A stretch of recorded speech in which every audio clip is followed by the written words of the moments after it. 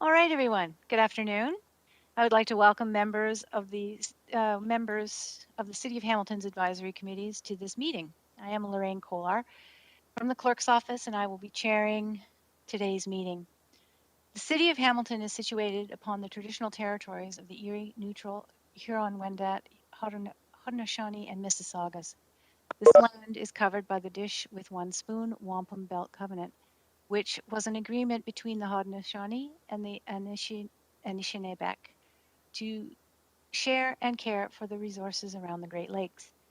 We further acknowledge that this land is covered by the Between the Lakes Purchase 1792 between the Crown and the Mississaugas of the Credit First Nation.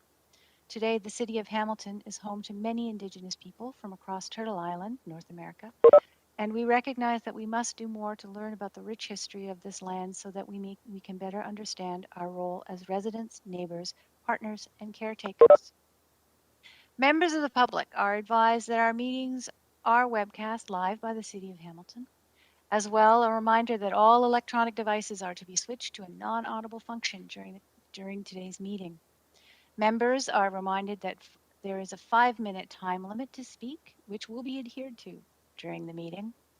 Members can submit a request to speak if they require in the chat. And for second-time speakers, we will ask the same thing, that you put your name back into the chat. My thanks to Lauren Anastasi for organizing this event, publishing the agenda, and monitoring the speakers list for us from council chambers today. Also with us is Angela McCrae from the clerk's office, who will be monitoring the live stream.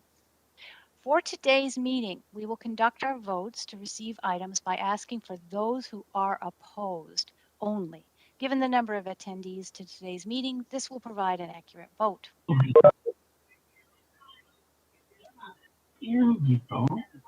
Can you, thank you. Angela, nope, pardon me. Lauren, are there any changes to today's agenda? No, Lauren has advised that there are no changes to today's agenda. So I'm going to ask, is there anyone opposed to the approval of today's agenda as presented? Now your microphones have been muted, so you may need to unmute yourself if you are in fact opposed. I need a mover and a seconder. Goodness gracious. Someone's new in the chair. Can I get a mover and seconder, please? James. Okay, I see Ann Elliott and Marge Wallman. Marge Wallman. Thank you very much. That actually worked perfectly for me. So if we can continue on with that, I would appreciate it. And thanks, Angela, for the reminder. So is there anyone opposed to the approval of today's agenda? Seeing none, I would consider the motion carried. Are there any declarations for today's meeting? I see none. So we will move on. So we are moving on to our presentations. Presenters are reminded that they have 5 minutes to speak. And for our remaining members, questions related to the work of the respective advisory committee are to be directed to the respective advisory committee members and not directed to staff regarding city policies and processes. Lauren will now start monitoring the chat for the speakers list. If you wish to put your name down to ask questions about our first presentation, which is the Hamilton Aboriginal Advisory Committee. Welcome, members, and thank you very much for sharing today. Actually, it's the Hamilton Aboriginal Advisory Committee presentation that should be coming up first. I apologize. I didn't mean to actually. No problem, James. While we're waiting for that to happen, if I could get a mover and seconder at this time to receive all of today's presentations, and we'll just put that item on the floor. Can I get a mover and seconder to receive the presentation? I move it. Marjorie Wallman.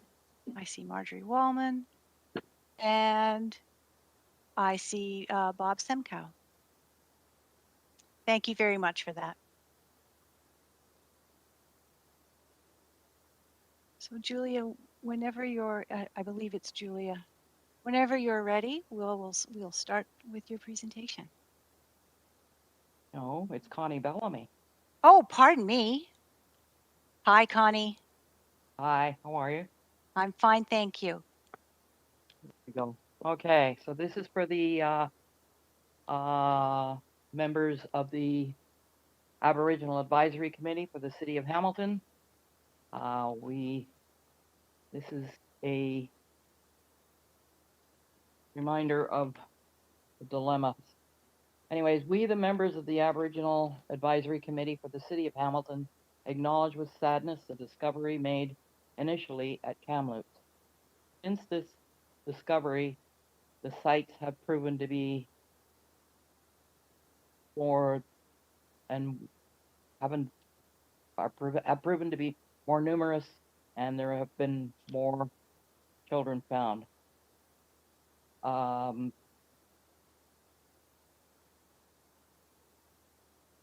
Various news reports have the children and spirits and souls have risen to 6,500.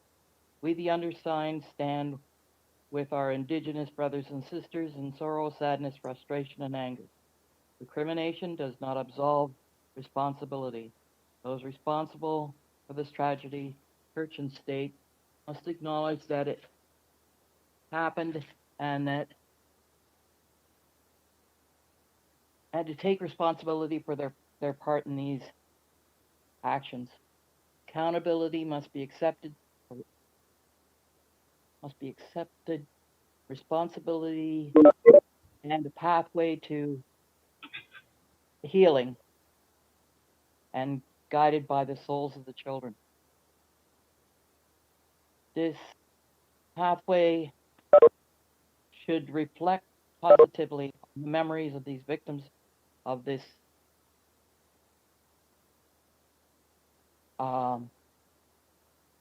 tragedy, be it the establishment of native learning centers for clean water, natural resource management, adequate, safe housing, health center facilities, cultural centers, and greenhouse development for food adequacy.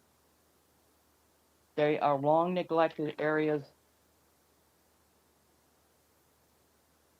and this line of healing should free us all from victimization and state-supported cruelty. To achieve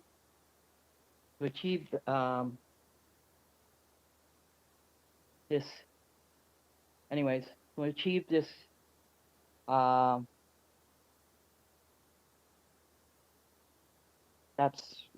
was it.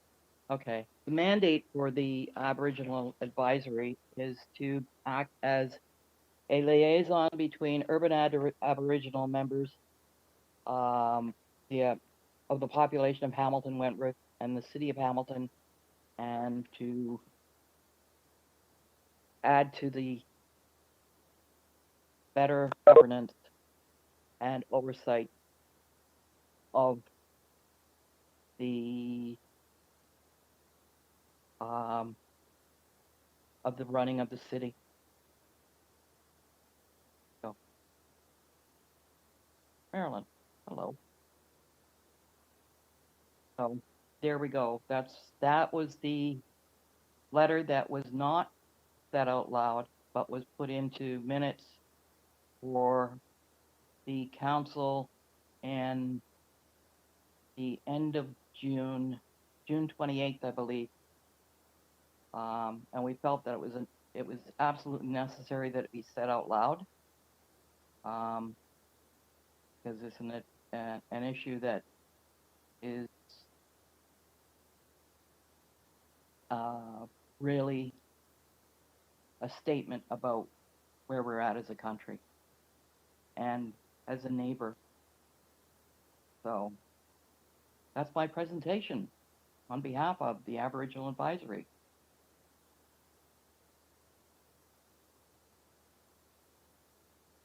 Thank you very much for that statement, Connie. Are there questions from the other members of the advisory committees regarding the Hamilton Aboriginal Advisory Committee?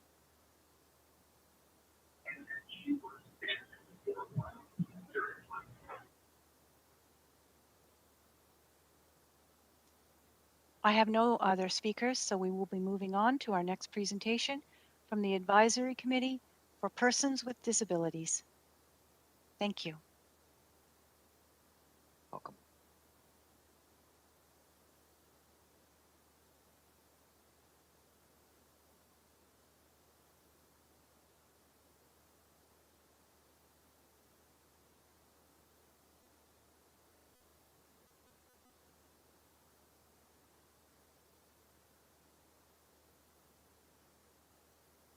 Sorry, I was muted and was stuck there for a sec. I apologize.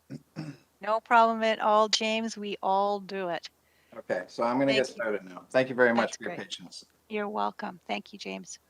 Good afternoon, members of Hamilton Advisory Committees. My name is James Kemp, and I'm here today representing the Advisory Committee for Persons with Disabilities.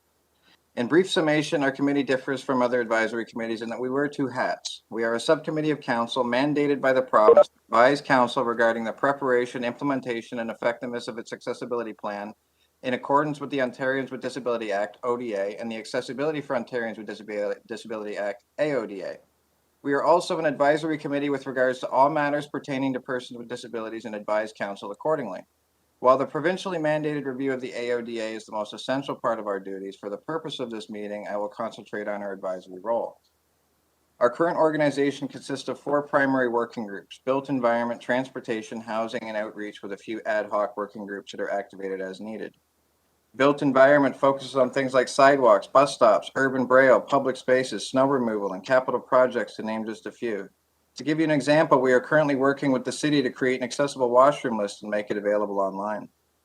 Transportation focuses on public transit and ensuring that the disabled can travel with safety, convenience, and independence on multiple services: HSR, DARTs, ATS, and accessible taxis. We are currently preparing to host a roundtable regarding public transit and ways to move forward post-pandemic. Housing has recently increased its mandate with approval of council and is gathering information on a number of disability accessibility related housing issues that need to be addressed. For example, hospital to housing LTC transition, RCFs, city housing accessibility policies, housing application streamlining, housing guide update, universal accessibility design, etc. When we understand where we are and how we got here, we understand what recommendations to present to council moving forward in order to improve housing for all.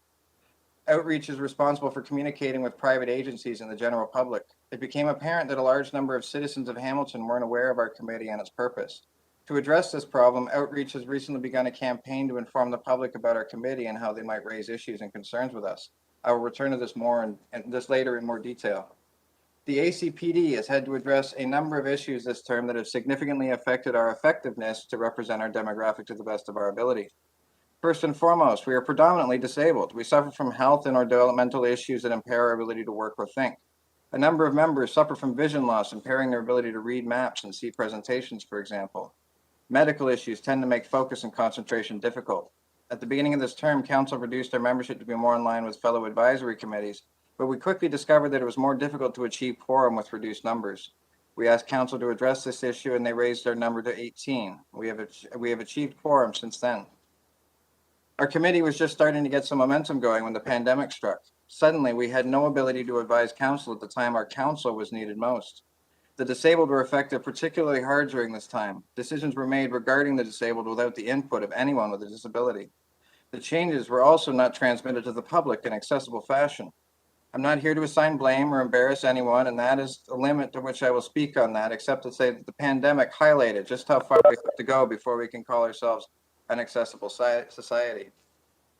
Another issue that our committee is trying to address is the need for a searchable database. We have accumulated almost 2 decades worth of motions, projects, reports, presentations, etc., and need some way of collecting it in one place, accessible by any member at any time with any device. We have looked into setting up an expanded Google Drive or Dropbox account, but that is a very labor-intensive project and requires abilities beyond our group's collective skill set. We are currently in early discussions with CityLab and community engagement to see if they were able to help us.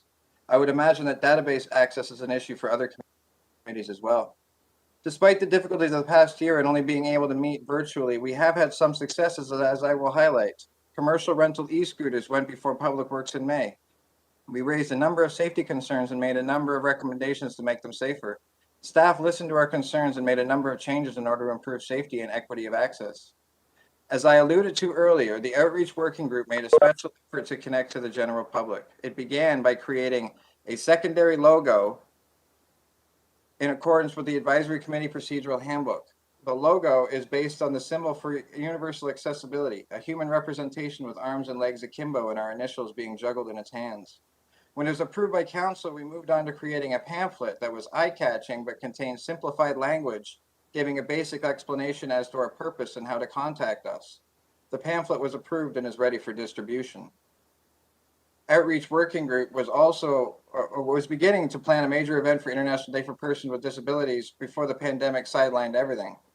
In an effort to celebrate IDPWD Day on December 3rd without a public event, we developed a disability awareness calendar for limited distribution and posting on our webpage. I can say with complete certainty that it is the most comprehensive, my page is stuck, awareness calendar on the internet. The web version will eventually be linked to individual web pages, but that is a future project. We are hoping to hold a major public event next year. If I had more time, I would catalog our committee's many contributions over the past decades. I would also give you a thorough description of our current outstanding businesses, but I would need another 5-minute time slot to cover everything. I hope this has given you a decent overview of our committee, and I'm at your disposal if anyone has any follow-up questions. If there isn't time to answer now, I'm sure that the clerk's office can connect us. Thank you for your time. James Kemp, Advisory Committee for Persons with Disabilities. Stop sharing.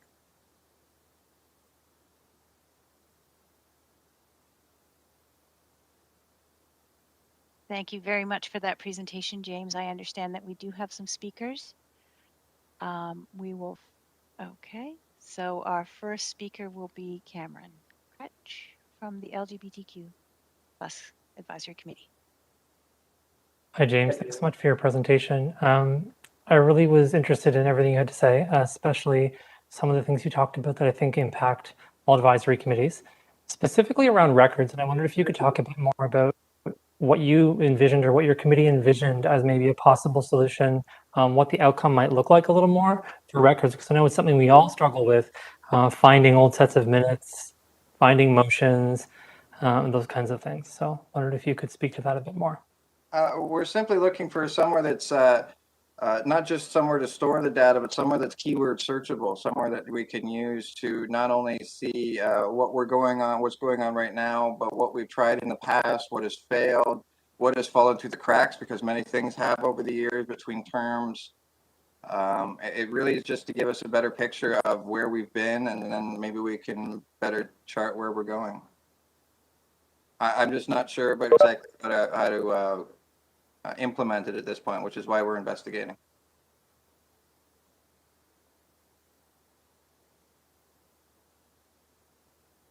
Thank you for that response, Cameron. Pardon me, James. Cameron, did you have another follow-up question?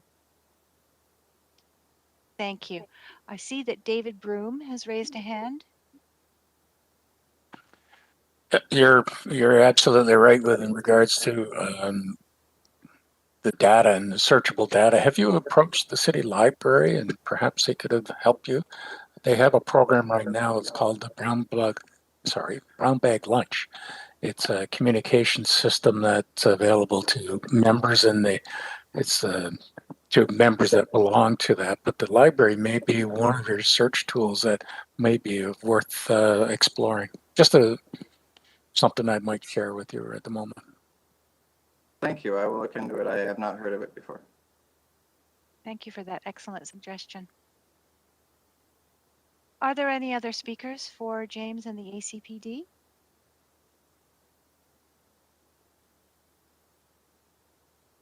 So folks, just at this moment, we'll have a quick pause. So this is how members will be able to ask questions of the other of the presenters.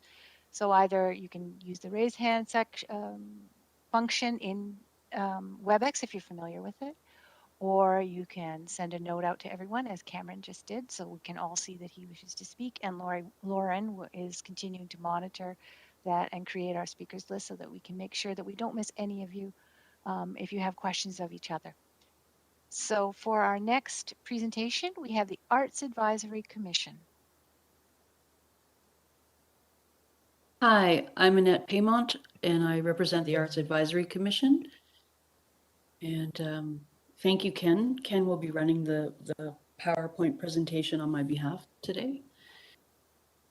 So the Arts Advisory Commission's mandate is to recommend activities for the stabilization and strengthening of the arts community, to monitor and assist the implementation of the Arts Awards program and public art program, and to inform council of issues and achievements in the Hamilton arts community, and acts as a point of contact for members of the arts community regarding issues affecting the arts community. The next slide shows you the Hamilton Arts Awards. The City of Hamilton Arts Awards is one of the oldest programs of its kind in Canada. It's been at the forefront of recognizing creative talent since 1976. Each year, citizens nominate artists for consideration by independent juries of arts professionals who choose notable artists and arts community leaders to honor for their excellence and contributions to Hamilton. The purpose of this program is to celebrate and build awareness of the incredible contribution that artists make to Hamilton, foster growth in the arts sector, and develop the talent that drives this vital part of our city. Public art also falls under our area. We review and advise on policies such as the Art in Public Places policy. Members are part of each public jury. So these are the juries that we've had thus far this year, supporting healthcare, traffic, box art, and then this piece that you're looking at is Superheroes, and the artist name is there. The next one is Eagles Among Us, with created by David M. General, and then Music City Makers, which was a piece by David Couric, and it features some of the songs of Hamilton singer-songwriters. Celebrate Resilience in the Arts is a project we're currently working on. The COVID-19 pandemic has affected us all, including the arts community, in unique ways. Each of us has survived this historical period of sickness and healing, loss and life, struggles and accomplishments. The Arts Advisory Commission for the City of Hamilton, in partnership with the Hamilton Arts Council, we're seeking submissions from Hamilton artists that represent the overall theme of resilience and that contain a message of hope for the future. We have just received a number of the submissions. The submission said, we want you to be part of the response and recovery. Selected submissions will be featured on the Hamilton Arts Council and city websites, on social media, and at future AAC events to help guide conversations and work about response and recovery of the arts community in Hamilton. Your experiences from this extraordinary time will express the physical, social, and emotional impact of the pandemic and act as a tool for inspiration. So we just completed the call for submissions, and we're in the process of jurying those submissions currently, and we should be making some decisions on Monday and then presenting them publicly thereafter. Along with that call for submissions, we at the same time will be launching a survey where we'll be asking the community a bunch of questions so that we can move forward to our Big Picture Recovery Symposium. So based on the responses from Celebrate Resilience in the Arts and an accompanying survey, the Arts Advisory Commission will host a symposium.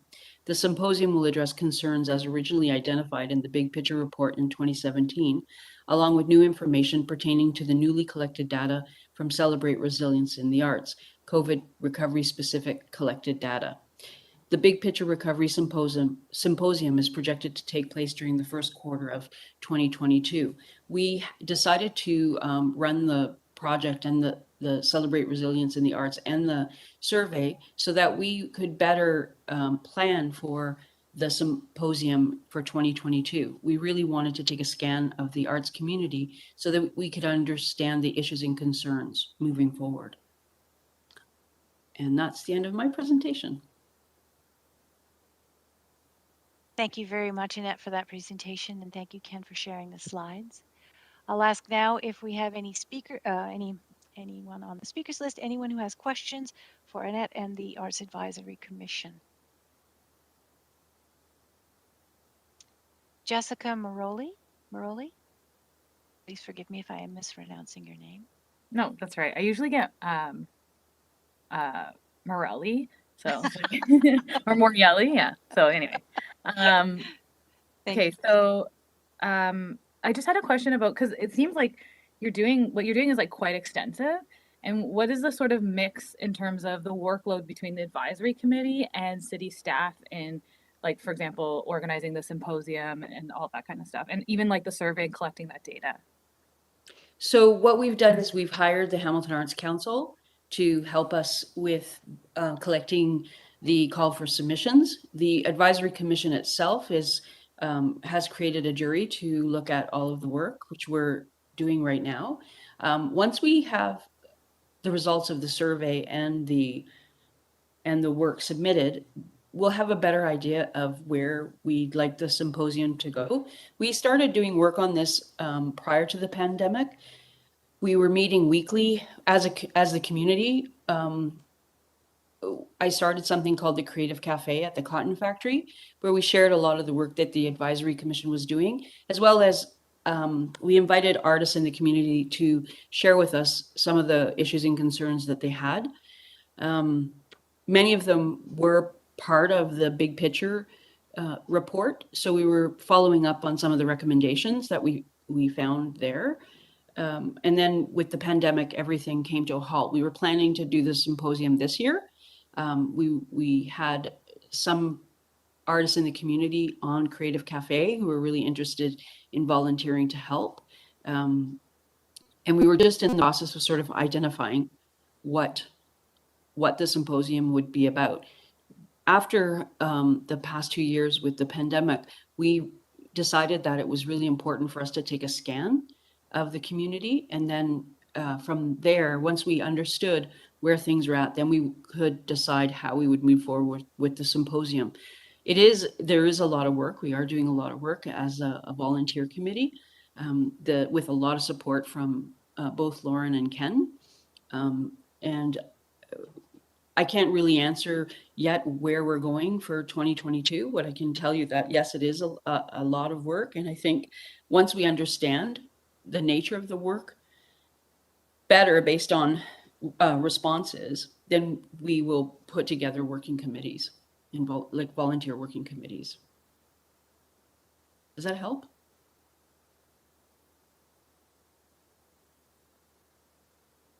I'm just going to ask a follow-up question about the subcommittees. Do you typically only include people who are on the committee, or in the past, at least in our committee, we've been able to include people who are not officially on the committee to like support a subcommittee? So will you be bringing in like other people outside of the committee onto those subcommittees?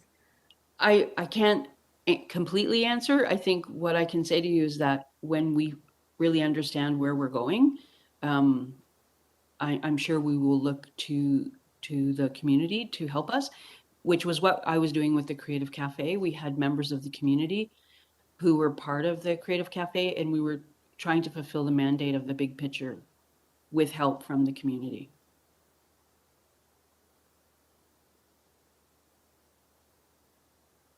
Thank you, Jessica. Was that it for your questions? Yeah. Thank you. You're welcome. Thank you for asking them. We'll now hear from Cameron Kretsch. Hi, Annette. I wanted to ask a quick question for you about, just from your perspective and your experience in the committee, what is the balance between the workload in terms of work that you're generating as a committee that you're doing, kind of committee members are saying, hey, we want to do this initiative, we want to do something, and then the amount of work you're doing, versus things coming to you through staff, right? Because it looks like as the Arts Commission, you have certain responsibilities you're fulfilling. So where's that balance? Is it mostly things coming to you through staff, through Ken and others, for you to do, or are you generating a lot of the work you're doing yourself? Cameron, honestly, I would have to say in my experience in the last 2 years, a lot of the responsibility has been generated by the committee itself. So we've actually gone to staff at the city and have said, okay, we're fulfilling on the big picture, so we would like to do X, Y, and Z. And Ken and Lauren have been incredible in terms of helping us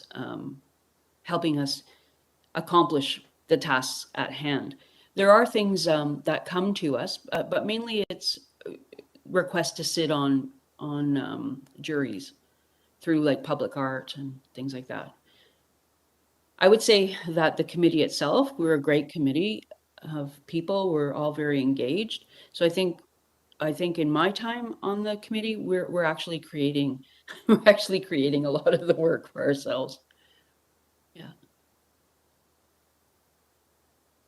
Cameron, did you have a follow-up question? Thank you. Are there any other speakers for Annette and the Arts Advisory Commission?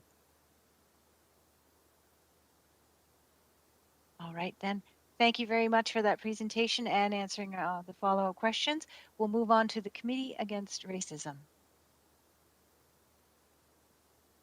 Hello, everyone. My name is Tamer. I'm the current vice chair on the Committee Against Racism. So I'll be representing them and giving a quick update on what we've been up to the last little while. So to jump right in, previous to this term, our main objective was trying to get the committee, get the Hamilton Anti-Racism Resource Center set up and up and running. So we were, to a certain extent, able to accomplish that. And then there's, some challenges, and now it's been handed over, hopefully quite successfully, to its independent board. And Marlene is here, who's the chair, to an independent board that I think they've hired or almost hired an executive director to run it and keep it alive and accomplish the goals that it was originally set out to do. Now, what that means for our committee is that now all of a sudden, let's say about this time last year, we all sat together and we realized that we had a lot of free time because we weren't worried about the resource center anymore, and we went through and a deep dive into our previous meeting minutes, our previous work plan. We talked about what's going on in the current environment, and basically try to come up with a new work plan of things we'd like to accomplish, keeping track of, our mandate, the duration of our term, and what we can do and really impact and what advantages our committee has versus other organizations in the same space. So recently we've been very focused on that. We have almost nailed down a work plan and what we'll work towards for the rest of our term and hopefully future terms as well. And in terms of that, we're still working on it. So if there's any questions, or Marlene, if you want to add anything, please feel free. I'd be happy to answer anything.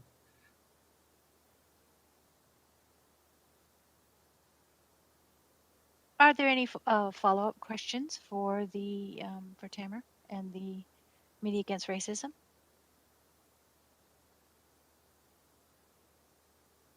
I have a question. Yes. Hi, my name's Christine. I'm from the Cycling Committee. Tamer, I'm curious to know, one of the challenges we've had, and I'm curious to know if you've had it, is how to balance advocacy, I guess, as a committee member. I know that it's sort of discouraged that we advocate as a committee. We sign letters and we provide advice to council, but has your committee or committee members faced that challenge through the work that you've done? So that's an excellent question and something we wrestled with quite a bit. So when we talked to city staff a lot about this, and what was explained to us and what we understood was that as a advisory committee to the city council, our biggest advantage is our ability to write citizen draft reports and really impact or really, tell city council members what's happening, what they need to be aware of, at least from our perspective, and advocate to them. That was compared to other organizations we had.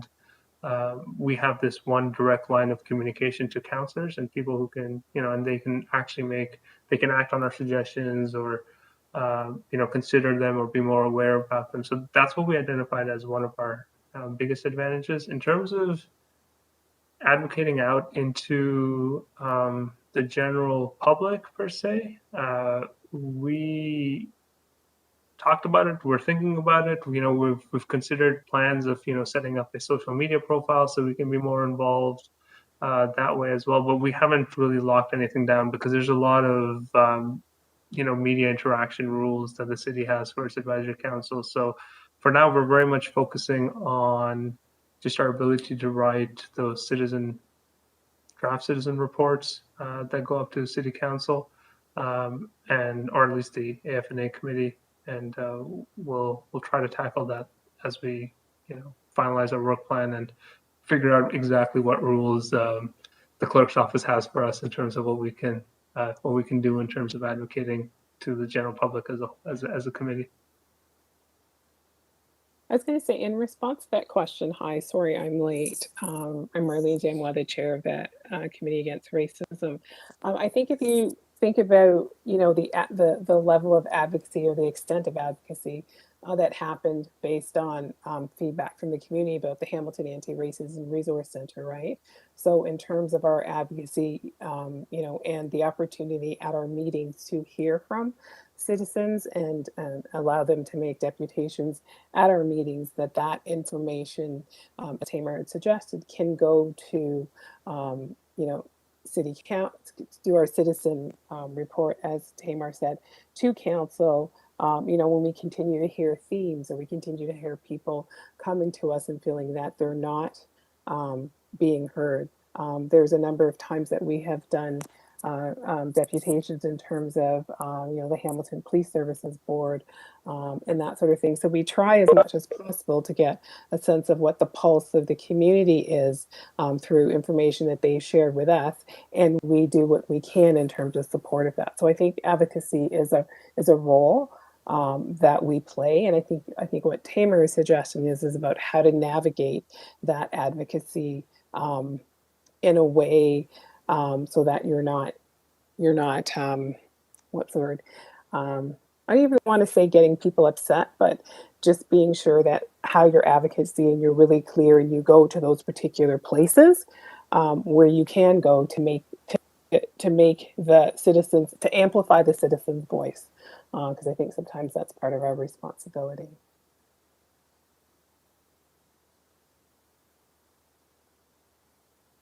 Thank you, Marlene, for that response. Christine, did you have a follow-up question? No, I'm good. Thank you. Thank you very much for asking.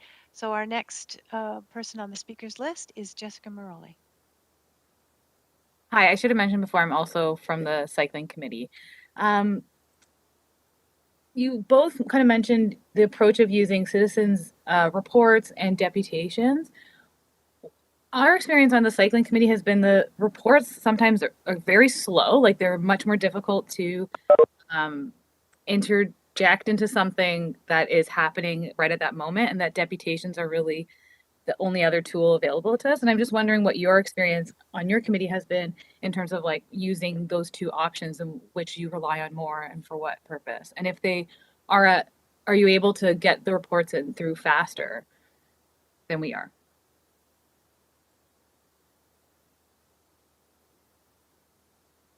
Do the advisory committee members have a response for the question? I'm thinking, I think Jessica and Marlene, correct me if I'm wrong. It's just, I want to say the last couple times we've put a report out, we've been very lucky in the sense that there's an upcoming meeting very shortly after we prepared that report. So just by chance, it hasn't been that, we haven't had that delay of a response. The other thing is, at least for the last couple ones that or at least the last one that we did, we tried to be as thorough as possible to, you describe the situation, the possible action plan, and then, what the outcome is. So you want to present as complete of a package to council, so it's just easier for them to process it, as opposed to just being like, this is the problem, please come up with a solution. That makes it a little bit difficult for them. It's, you're the expert, or you're providing the advice, so you just try to be more concise and complete that way. But yeah, I don't know if we've had huge delays, but again, I think we've been very lucky with our timelines. Thank you for that. I was going to say, I think we also try to make sure that we have a pretty good, as things start to bubble, or we're hearing a particular theme, being really cognizant of when these ANFA meetings are going to be. So we're trying, as we're sort of managing it, we know, okay, something's coming up, and really quickly, I think as a group, we've been able to develop a subcommittee really quickly to be bouncing things off each other so that we can get up and running in sort of a really expedient manner to get to these places. So I think we sort of keep an eye on when the meetings are happening, what's happening in the meetings, rely. I know, especially with the Hamilton Anti-Racism Center, relying on our counselors, giving them information to sort of go back on our behalf, sort of raise some issues, that sort of thing. So trying to utilize all, I think, the resources around us to get on the agenda, because it happens really quickly, and it also, a 5-minute deputation is not a long period of time to sort of highlight what your issue is. So being really clear and really concise, as Tamar is saying, but that's sort of the way that we have managed those things. Thank you for that additional information. Is there anyone else who wishes to speak and ask questions of the Committee Against Racism?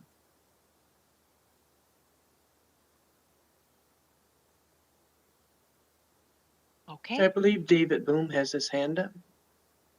Oh, you've got it up in your corner there, David. Oh, David, if you could put your hand up in in WebEx, if you could lower your hand from the last time you asked a question. Thank you very much. So now we will be moving on to the Food Advisory Committee.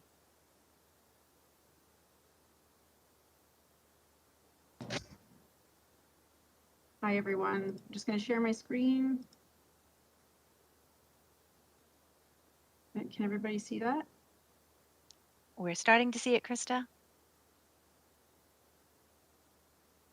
That's great. Yep. So I'm Krista Doe. I'm a co-chair, and also Mary Ellen Scanlon is going to be joining. We'll try to do a couple, 2.5 minutes each with the Food Advisory Committee. So the Food Advisory Committee advises the Board of Health. Members, we have about 15 members right now, comprised of farmers, food distributors, retail workers, processing, and then community and social services with an interest in food and food security and food literacy.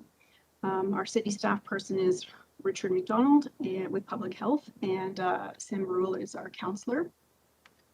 Oops. So to understand what we do currently, it helps us to understand a sort of a brief history. So back in 2012, Council requested a comprehensive food strategy to be developed to prioritize responses to community requests to the city and city resources, and to create a strategic plan for actions over the next 10 years to ensure healthy, sustainable, and just local food system for all residents. Public Health Services was directed to lead the development of the food strategy, and it was interdepartmental in collaboration with Planning and Economic Development, Community and Emergency Services, and Public Works. In about 2013, 2014, the Hamilton Food Charter was created, and this was just a very simple executive summary. It was a 2-pager. You can find it online very easily. And this was with the Community Food Security Stakeholder Committee at the time, which no longer exists, turned into the Food Advisory. And the underlying this was a document that created sort of the underlying principles and values that informed and emphasized the need for food to be a part of discussion, where food was plays a role in a lot of different avenues. And it focused on how the food system should promote health, protect the environment, and eliminate hunger. Mention is made in this document of citizens suffering ill health due to poor diet, heart disease, diabetes, cancer, and obesity rates being quite high in Hamilton. And of our city having lost farmland and farmers who produce food locally, and the need for education about food and food systems, or food literacy. So the vision of the Hamilton Food Charter was for a healthy, sustainable, just food system. And then this charter informed the Hamilton's food strategy, which was published in 2016. Let's switch to the next slide. So the Food Advisory mandate, it's supporting and advising on the implementation of the Hamilton Food Strategy. Advises on development of food-related policies and programs, We talk about emerging issues.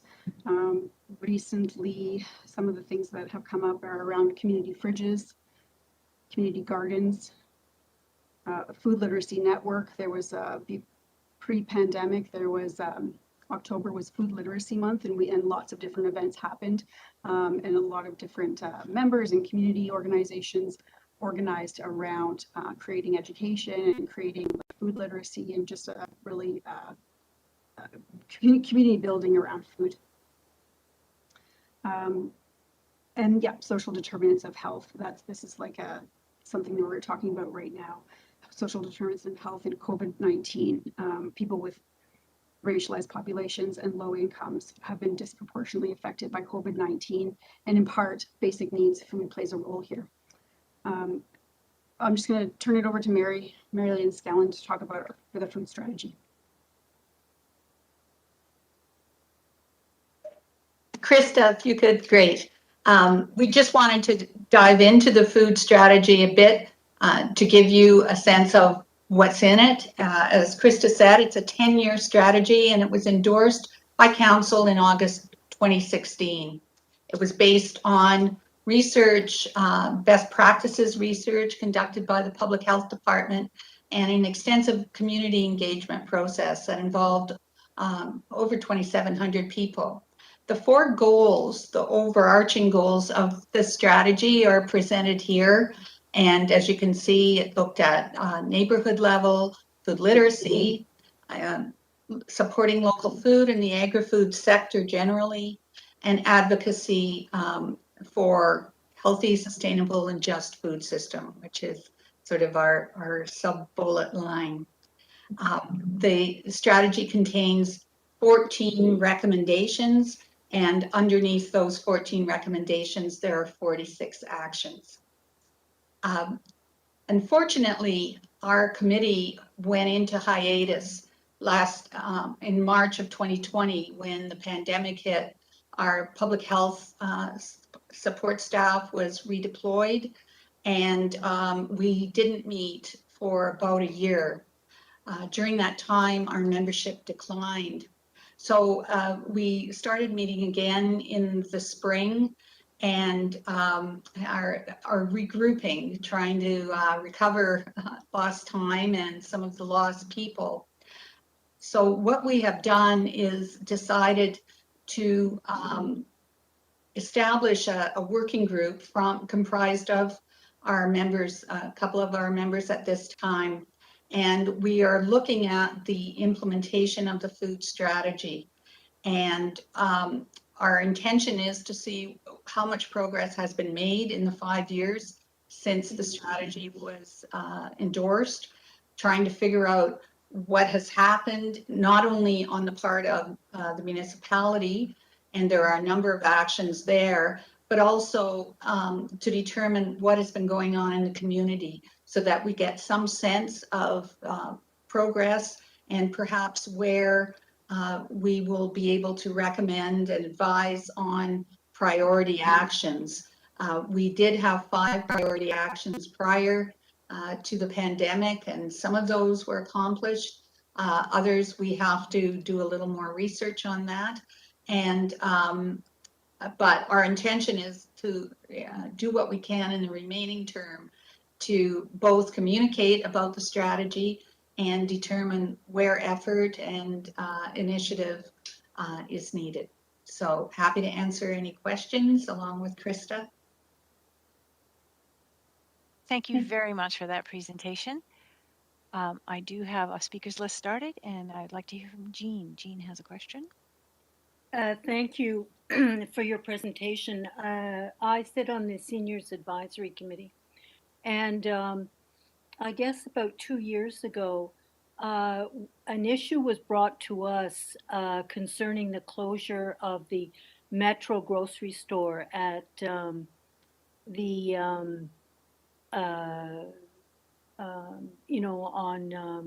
on Main Street. And because opposite was a building that had a lot of seniors, and they, it really was a big blow to them not to have this grocery store. And it's unfortunate. I mean, I'm, so I've always been interested, but this is such an interesting committee. But it's unfortunate that, I mean, I didn't really realize that this committee existed. And also that the staff didn't suggest to us that we, contact your committee to see if there was something that we could do, because of course there was nothing that we could do. It was an independent decision. I mean, not an independent, it was a commercial decision that of course the city has no role in. But I think that it does touch on the whole concept of food security. And I would have liked to have perhaps talked to your committee about this issue. And so, I mean, first of all, at least we're finding out about all the various committees. But I think that there needs to be some sort of mechanism, or whereby the staff, I think the staff has to be a bit more proactive when issues come up and suggest to us, at one committee, well, why don't you contact another committee? Anyway, that's my comment. Thank you, Jean. We'll move on to Brenda Duke. Hi, I have a question about the role that community gardens and the new initiative around community fridges plays. And we see it at a grassroots community level that that they are sort of feeding the community. But I wonder if there's any studies or incentives or talks that you can give to the organizers to, sort of give them positive feedback that when we donate the vegetables from the community garden to the food bank, they're reaching people and it's helping out. And because a lot of people, especially in my community, do use the food banks, and there's several in our area. So we like to donate to them. Plus, there's also the benefit of the people that are growing their own vegetables and eating better at home because of that.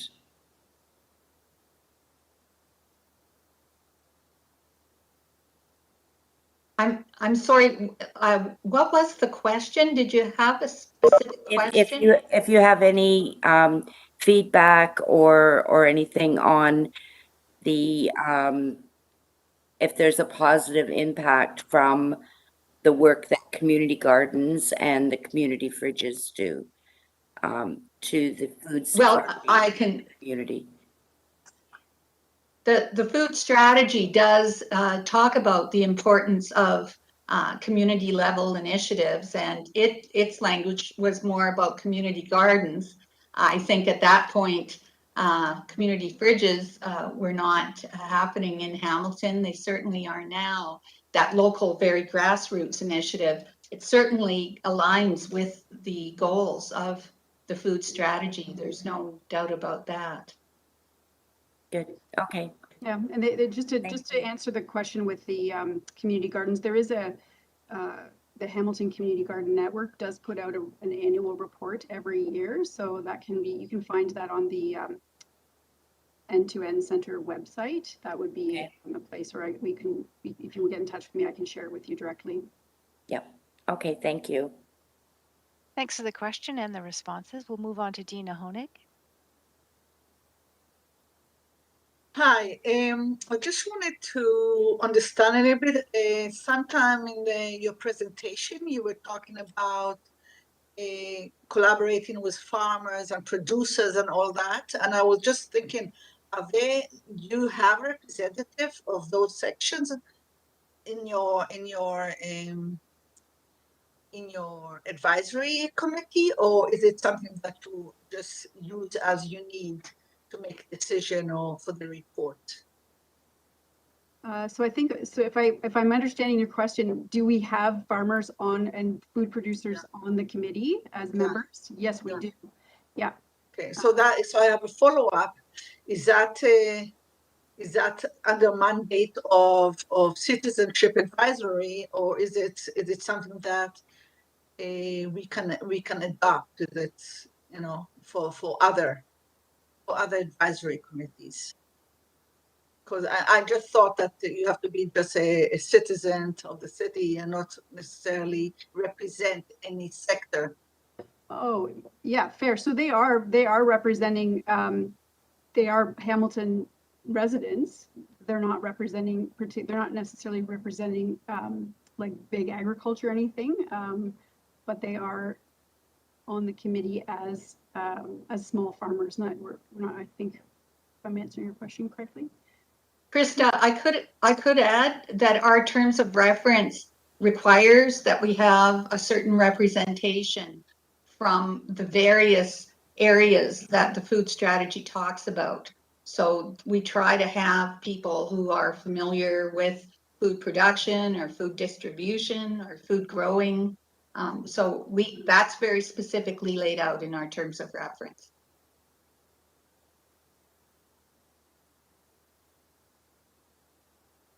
Thank you for that. Thank you for that. I thought I muted myself. Dina, did you have a follow-up? Nope, that's it. Is there anyone else with questions for the Food Advisory Committee? All right, seeing none, we'll move on to the Hamilton Cycling Committee.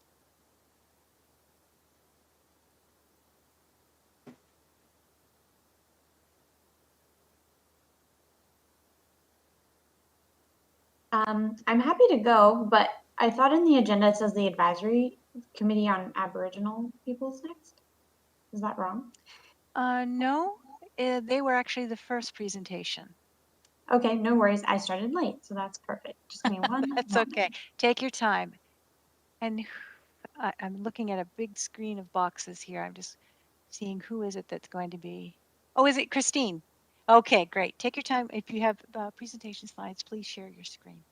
Yep, just pulling those up now. Thanks, Thank you very everyone. much. Okay, so I'm just going to make this a little bit bigger. Hello, everyone. My name is Christine Yashu. My pronouns are she and her, and I'm coming on behalf of the Hamilton Cycling Committee, and I'm here with my colleague Jessica, who also spoke earlier. First, we wanted to begin by sharing our committee mandate, and so our mandate is to advise the city on all matters related to cycling.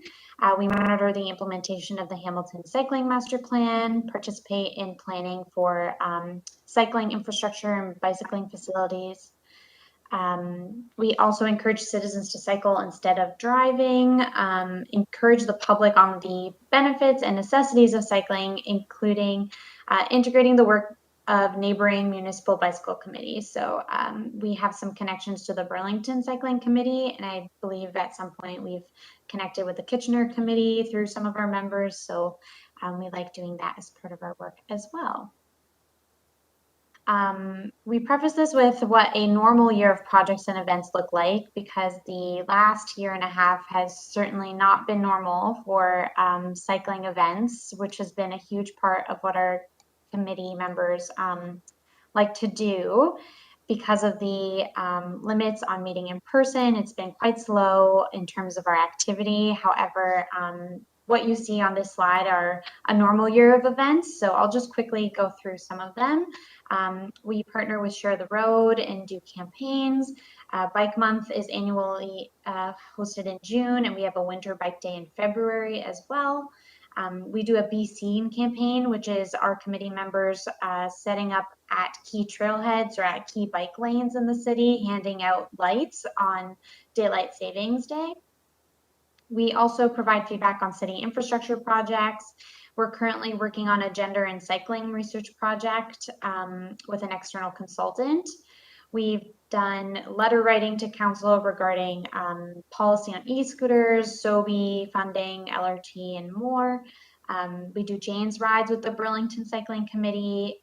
We often staff information booths, doing documentary screenings that are related to cycling. We've done Why We Cycle and Afghan Cycles, and sometimes the PED Talks also align with our committee as well. We are a member of Ontario by Bike, and we do some support for bicycle tourism in Ontario. We support community projects and events. We've funded things like Bike Buddies, which was a local master's research project, I think, where they paired experienced cyclists with new cyclists to build confidence in new cyclists biking around the city and showing them key routes and safe pathways, and Dundas Rides as well. And we've also recently been consulted on a bicycle registry to prevent bike theft or to help bicycle owners reunite with their bikes after they've been stolen. Challenges we have experienced. Jess, do you want to start here and we can take turns? Like, do one each or do we the page? Yeah, sure. Okay, so one of the things that we struggle with as a committee is that our scope is actually really specific to cycling. So even though we commented on scooters, it's actually not part of our mandate. We kind of justified it saying these scooters are going to be using cycling infrastructure, and so that's why we were I delegated to Public Works on behalf of the committee. But what ends up happening is we get drawn into conversations on active transportation generally, because those things are not really directly in the mandate of any of the committees. And so the person who talked on behalf of the Committee for People with Disabilities had mentioned they also delegated on scooters. And so these things end up sort of not directly addressed by anyone. And so you have kind of committees that have some like interest in it, ending up commenting on it. Do you want to go one by one, or yeah? Yeah, sure. I asked a question about this earlier, but we have a hard time understanding how to make the most impact when advising council or public works. We find that there's a huge delay when we want to write a citizen committee report. Sometimes it's after when a key decision is being made, or the lead time is just not enough time when it coincides with our meetings. And so often we're having extra meetings that are off the record so that we can try and sort something together. And it's been really difficult to accomplish some of these reports that are told to us are impactful, but I think we also see limited impact when we do prepare those. So we've also had challenges in really clearly understanding the difference between advocacy and advising, especially I think when we are commenting on things that are like slightly outside of our mandate but relevant to our mandate, like the climate emergency. So where is that boundary? We have not gotten the clearest like explanation of what that boundary is. The best thing we've understood is as long as we're talking to the city, either Public Works or council, that's advising. But if we turn our direction towards the community, then that it turns into advocacy, which is difficult for us because we also, part of our mandate is to promote cycling. So that boundary is kind of very blurry for all of us. Yeah, and I'll build on that and do the next point. I think when it came to the SOBI decision regarding funding, I think that was an example of where we really wanted to engage community members to help save SOVI. And obviously as cycling committee members and cyclists in the community, we had a vested interest in that happening, but we were told that would be advocacy and we were unable to do that as members of the committee. And so I think this is really what's resulting in the attrition of our members. And so we're feeling really bogged down in the bureaucracy of the progress. And so folks are finding it easier to participate in other local cycling initiatives like Cycle Hamilton and Dundas Rides, which are all great. But it's just showing that other organizations are able to be a little bit more effective because they're not really bound to the expectations that our committee is bound to. Christine and Jessica, I will advise that your 5 minutes is up, and I'm very impressed and thankful to the other advisory committees who have been able to keep their time. How many slides have you got left? This is the main slide. We have one more slide regarding how we might connect with other committees. we see a lot of alignment with other committee mandates, and then we have some contact information. Okay, if you can wrap it up, please, because I do see speakers coming up on the speakers list for you, so you will have questions. Sure. I think that's it, right? Yeah, I think that's it. Here are the challenges. You can read them for yourself, hopefully. And if you'd like to contact us, our staff liaison is Danny Pimentel, and our committee chair is Chris Ritzma. That is his email, and he is open to receiving emails from folks here. So thank you all. Thank you very much for that presentation. I understand we have speakers. I'm just quickly scanning the list. I believe our first member with a question is Jean Mayo. Oh, hi. I'm on the senior advisory. And again, I know that the advisory committee for the persons with disabilities did a deputation to council regarding e-scooters. We also did one as well. And it just shows, you know, like there's just absolutely no coordination. And, you know, we should have really coordinated, and I don't know whether we would have had a better impact. But also, I think your mandate really needs to be looked at, because, like, I mean, e-scooters, why isn't it part of your mandate? I mean, it's ridiculous. So I don't know how we're going to go about it, but I really am all for looking at the mandate of your committee to, because for us as the senior advisory, we understand, you know, we're very supportive of active transportation in all its forms. And I think that's what your committee really should be, because there is a plethora, and they're just coming online one after, not online, but on the market, one after another, different types of mobility transportation devices. And so, yes, I mean, I support, and I think your committee really needs to have a wider mandate. Thanks. Thanks, Jean. I personally completely agree. I know that trails are also in our mandate, which often includes those multi-use trails. People are walking and cycling, and so it seems like a good fit. And so I think that it's likely that this comes up on an agenda shortly to reevaluate our mandate. Jessica, you're muted. Oh my God. I taught online for like a year and I still can't remember to unmute myself. I was just going to add that at Public Works, we did actually recommend that scooters would be added to our mandate when they, you know, these terms end and the new terms begin. And I can't say that will happen for sure, but I would say generally people were receptive to that idea because they will be using the cycling infrastructure, so it makes sense. I don't know about broadening our mandate generally because it might become too big of a committee that's responsible for too much.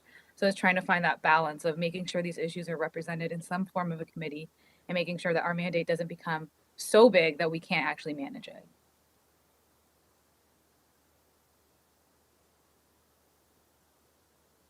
Thank you very much for that response. Before we move forward, I was remiss in welcoming the 3 counselors that are attending our meeting today.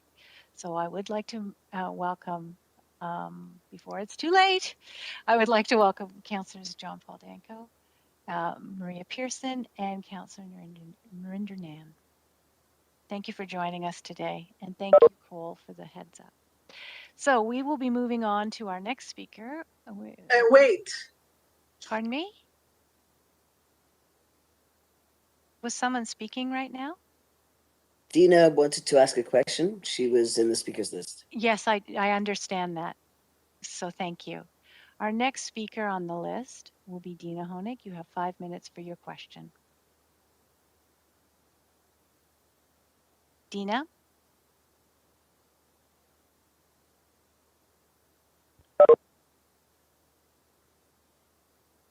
Dina, you're muted, so we're unable to hear you right now. Sorry. I just wanted to refer and comment on your comment that says the reaction time since there is a decision before the council and you just know the last second and have to run and present something. And we found that as well during the years. And I think that's maybe now the form of all the advisory committees are together, and maybe make a point to tell council that when they know that an issue or a point of discussion, a point of decision that affect one of our advisory board, that they will give us at least a few months heads up so we can give our input. Otherwise, yeah, as you said, we are giving our input after the fact, so it's really a little bit pointless and it's very disheartening. So I just wanted to support that comment of yours and hoping that we can put something together as advisory committees all together, asking the council to be more mindful and send us a heads up when things like that happen. Yeah, I would just add that, sorry, the limitation I find of the Citizens Advisory Committee reports is that, at least the way they work through our committee, is that we have to approve them, like we have to accept that report, and then our minutes have to be accepted by Public Works before it can be forwarded to anybody. And that really slows down the process. Like, even in the most ideal situation, it's 2 months, which is often too late for when we're being able to comment on things. So I mean, I'm disheartened that other committees are experiencing the same thing, but I think you're right that this is something maybe we should coordinate our requests to city staff and to city council on how to make that process better for us. Thank you for those questions and responses. We'll be moving on to Lennox Toppin. Hello, everyone. I'm Lennox Toppin. I'm the past chair of the Keep Hamilton Clean and Green Committee. I use pronouns he, him, his. I would like to actually commend the previous speakers specifically for your slide on challenges, because I think this is really important that we discuss some of these, and there's some important ones that have come up. And you mentioned the attrition of members and feeling bogged down in process. So similarly, I think we've certainly experienced issues usually revolving around quorum, meeting quorum, and kind of what makes quorum. Especially, we have a very big committee that's complex in many ways, that has different representatives. Some are voting, some are non-voting. We have people, of course, that get bogged down in life and they transition out, but they haven't communicated that, or staff hasn't really made sure that they're still on the committee. And this can be very problematic when we have to push forward things that require, quorum voting, especially with the granting process that we do. So this question really was meant for the entire group, but I don't think we're going to have means to do that in this particular meeting. So I will address it to you, but if other groups would like to speak to that, I would love to hear their thoughts on that. Thank you. Thanks, Lennox. I can quickly respond on behalf of cycling. I don't think we're likely as large as the Keep Hamilton Clean and Green Committee. And I think I'm personally impressed by how much attendance we've had actually over the course of the last year, even though we haven't been quite as active in projects. We have had a couple members understandably get busy, or the stresses of the pandemic impacted them differently than other members, and they haven't been as present. But I will say that our chair and our staff are quite good at keeping us informed on that piece. But I think it really is, like Jessica mentioned, the process by which we need to get things to council and the timelines that are just really frustrating our members. And so a lot of folks are just what is the point if we're not able to get ahead of a decision coming to Public Works or Council? If we're not able to mobilize our local cycling community on these cycling issues, then what are we doing here? Especially after the last year where we can't do things like events and the things that we were so used to doing. We've really limited our impact. So I'm sorry that you're experiencing the same challenges, but in another form, and I'd be interested in continuing that conversation with folks here.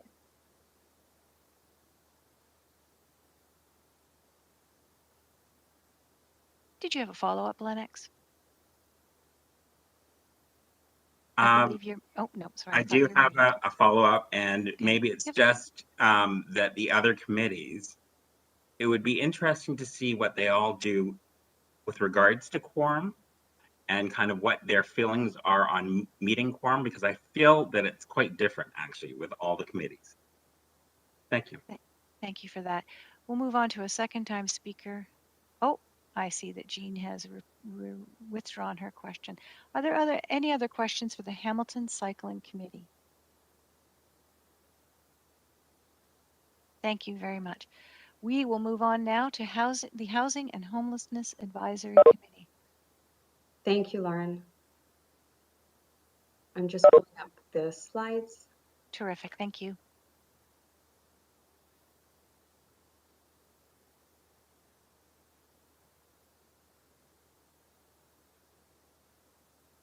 Just a second. While Julie is getting herself settled, I'll remind all our members that we will also have these presentations. Most of the presentations, I believe, are already posted online with the agenda, but if there are any that are latecomers, we will have them posted on the agenda, and you will have complete access to them, and as you do now. Thank you. Thanks, Lauren. Anytime, Julia. My name is Julia Verbitsky. I am the chair of the Housing and Homelessness Advisory Committee, and the committee is fairly new. We're just in our first full term of council, having been newly created during the last council session. We're here to communicate and work to address the needs of citizens within the community for whom barriers exist to accessing safe, suitable, and affordable housing, including the supports needed to enable citizens to obtain and retain their homes. And we're here to support the City of Hamilton's 10-year Housing and Homelessness Action Plan by providing information, advice, and recommendations regarding the action plan's successful and meaningful implementation. And the committee is mandated by City Council and reports to City Council through the Emergency and Community Services Committee.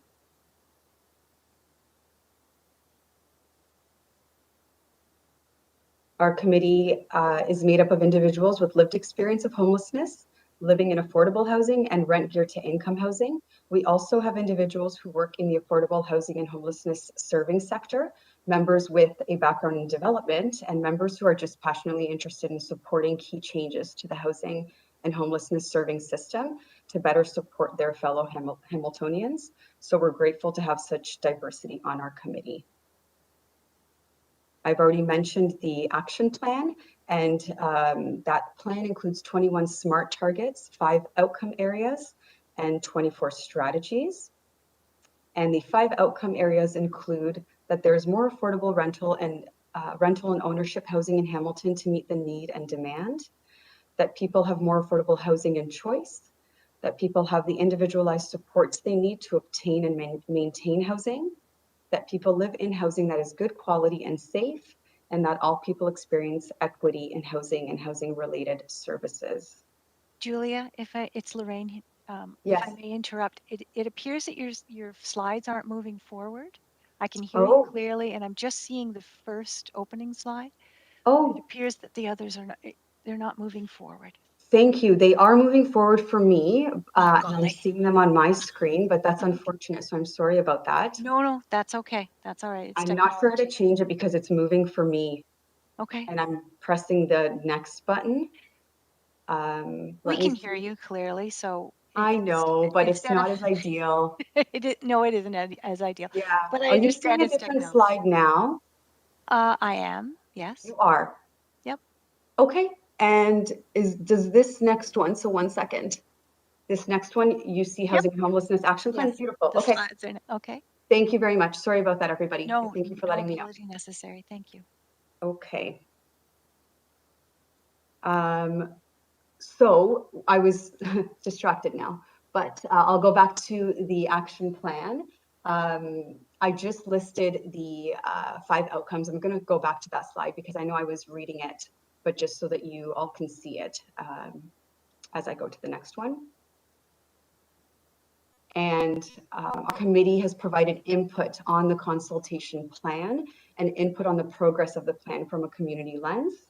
And we have also supported in the National Housing Day theme for the event, and we focused, the last one was a focus on energy efficiency in affordable housing.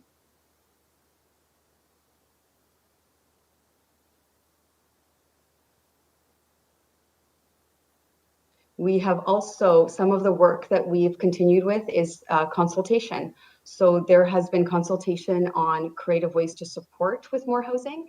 That included the secondary units. The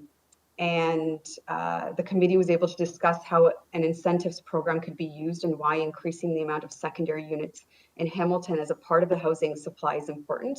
They also highlighted how this work aligns with the newly revised action plan and the focus on secondary units.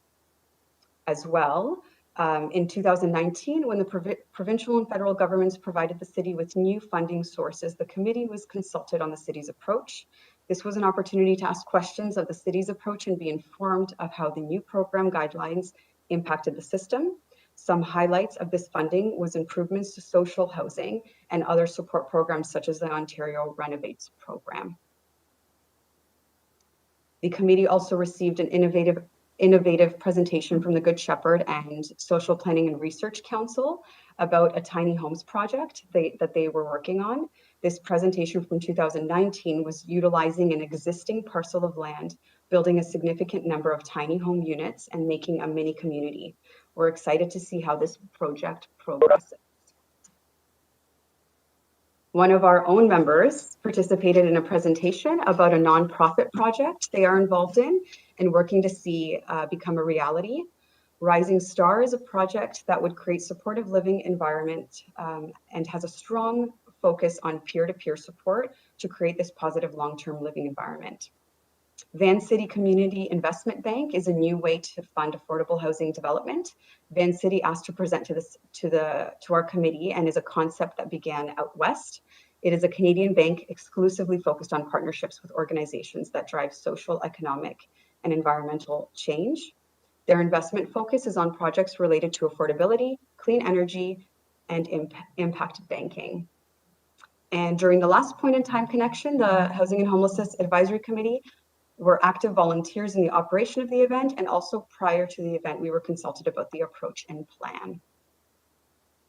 When the new committee was struck, the Housing and Homelessness Advisory Committee organized a tour of various affordable housing environments. This tour allowed all committee members to learn about the different housing options that are a part of the overall affordable housing environment.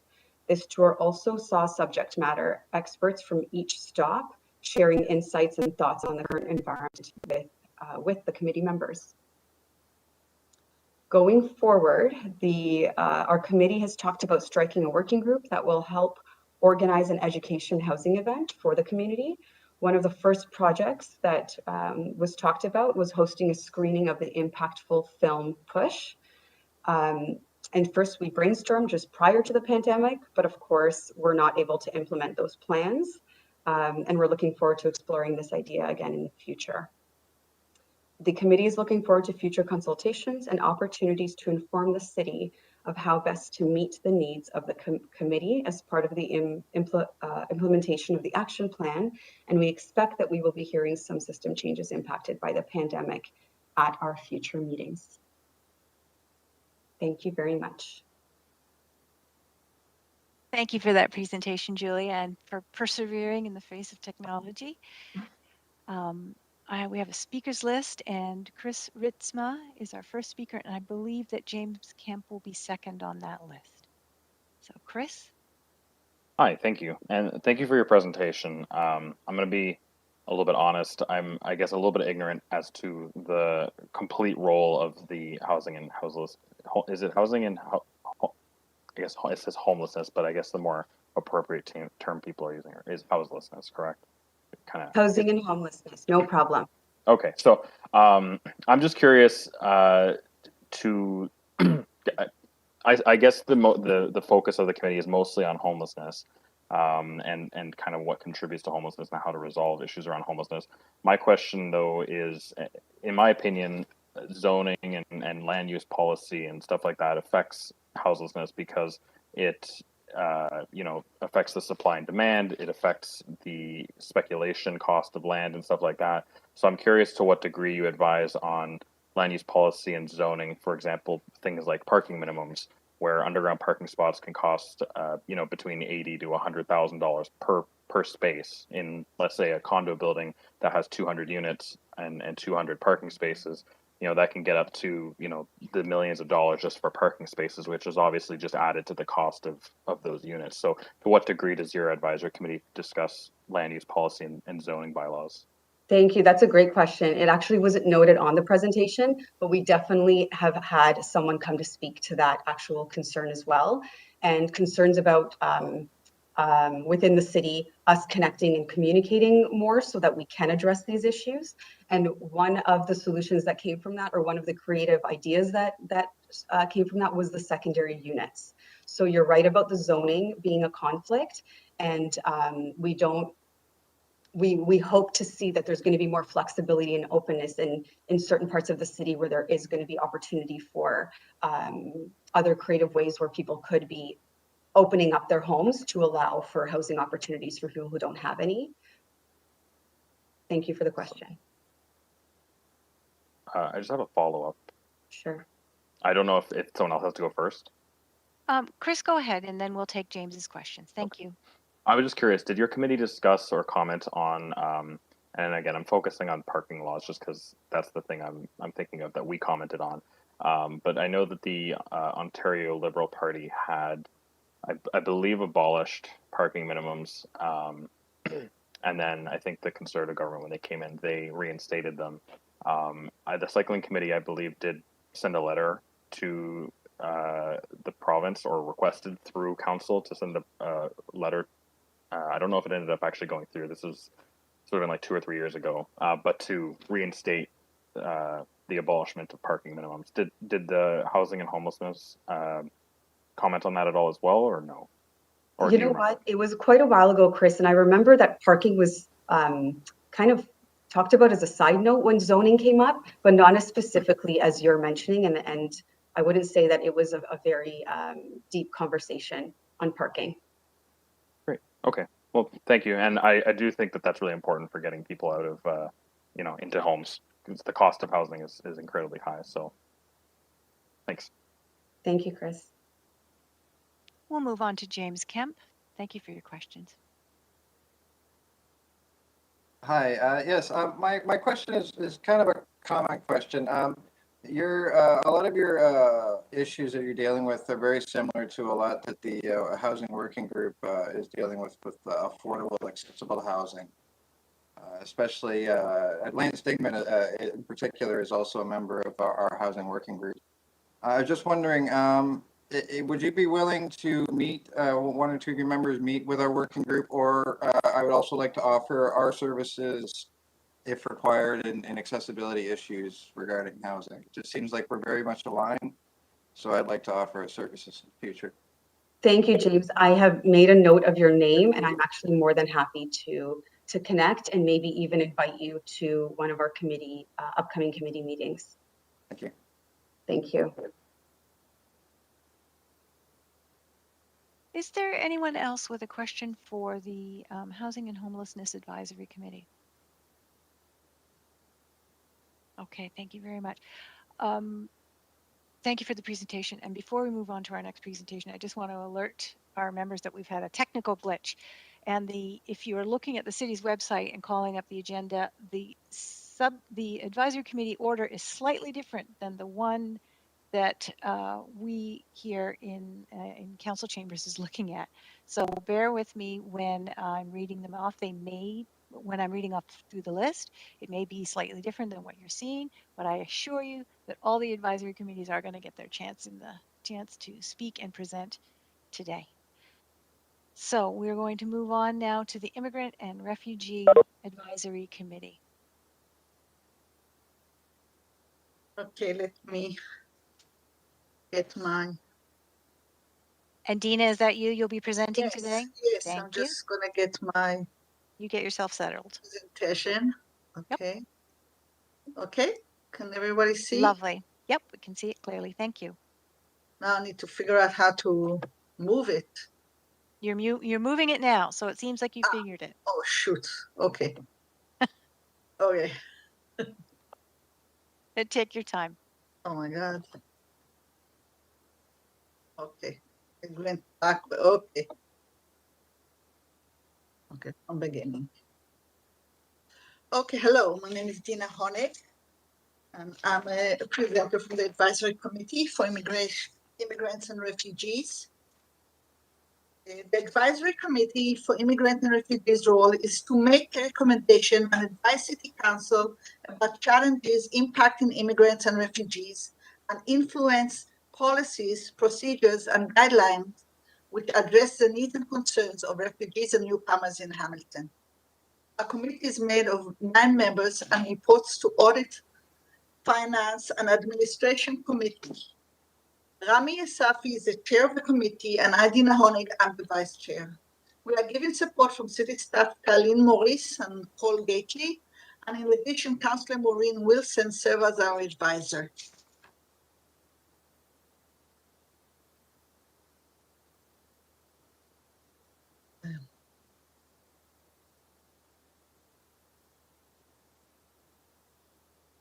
Our committee established subcommittees or working groups focusing on specialized areas of concern such as education, health, employment, and settlement of newcomers in Hamilton. The committee is consulted by City of Hamilton staff and City Council on policies, procedures, programs, and services that affect immigrants and refugees. Our mandate is to make recommendations and advise City Council about challenges impacting immigrants and refugees, and to influence policies, procedures, and guidelines which address immigrants and refugee needs and concerns.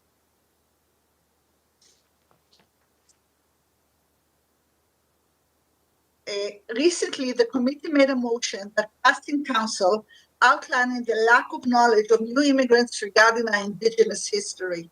We were asking council that the educational programs highlighted in the Hamilton Urban Indigenous Strategy report directly target the new immigrant community. In addition, in the spirit of Hamilton being a sanctuary city, we have brought a motion in recent years that the City of Hamilton anti-racism staff training program be revised to ensure that all staff support the city's commitment to provide access to services for immigrants lacking in immigration status. And B, that the City of Hamilton continue to work with stakeholders to develop a public education strategy to generate awareness regarding the issues that face immigrants without immigration status when accessing services in the community. And lastly, that the City of Hamilton requests the federal and provincial governments to review its current policies and programs and identify ways to better assist the undocumented in Canada to regain full status. We also ensure open lines of communication with relevant organizations to advise them and to make recommendations about the service needs of newcomers and refugees. To that end, we identified the areas of immigrants' mental health as an important subject to address. Currently, we are gathering information and scheduling meetings with mental health professionals to appear in front of our committee and to educate the committee on challenges facing immigrants due to acculturation into Canada, especially in time of COVID. We are aiming at addressing any gaps regarding mental health services to immigrants. We also conduct presentation, hosting workshops and open houses to educate service providers and profession regulating bodies about immigrants and refugees issues. We aim to educate newcomers regarding services available to them in Hamilton. The committee organized 5 years in a row an annual open house for newcomers in Hamilton, where the city departments and community organizations provided information about services offered in the community. The committee has also published an updated Welcome to Hamilton Newcomers Guide to Resources and Services in our city. The program was funded by the City of Hamilton, and it provided information on available services to newcomers in the city. Recently, we started collaborating with other City of Hamilton advisory committees. To that end, we invite other advisory committees to collaborate with our committee on joint areas of concern. We also welcome feedback and sharing of concerns from other advisory committees on issues that involve the immigrant community. Challenges. Some of our challenges in achieving the mandate of this committee are: 1, accessing up-to-date information of the most pressing issues facing new immigrants to Hamilton. 2, lack of collaboration with other advisory committees that advise on issues that are also important to our immigrant population. Third challenge is access and collaboration with different immigrant communities, leaderships in Hamilton, who can help inform the committee as to challenges and priorities of those communities. A fourth challenge is, since COVID started and until recently, we had only 4 members in our committee and faced challenges of making quorum for our monthly meeting, as well as manning the different subcommittees, which I see is a common concern with other committees as well. And lastly, when we moved to virtual format for our meetings, it curtailed the free flowing of discussion and conversation, and with it, the flow of ideas. It also had an impact on the cohesiveness of the committee and our ability to deepen the relationship and collaboration among committee members.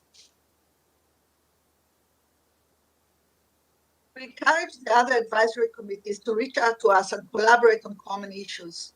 We also recommend that you look at issues you are addressing in your committees through the lens of access to services or lack of for immigrants due to language and cultural barriers.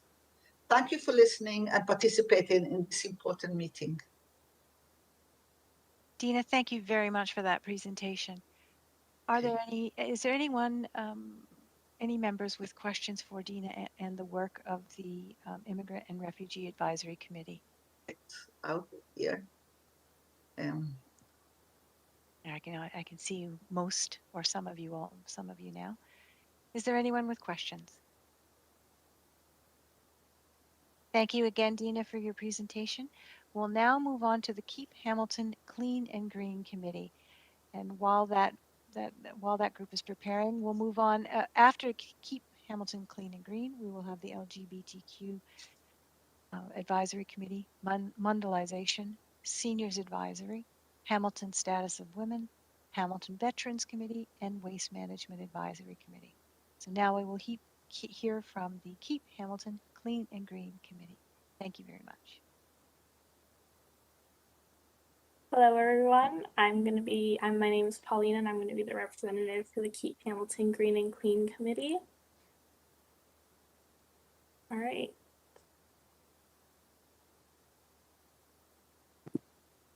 So first off, I'm going to start with our committee mandates. So in Keep Hamilton Clean and Green, we like to promote desired behaviors in the community that supports the Keep Hamilton Clean and Green goals, support and provide advice to city staff, elected officials, and other stakeholders to implement clean and green Hamilton strategies and our future Hamilton community visions.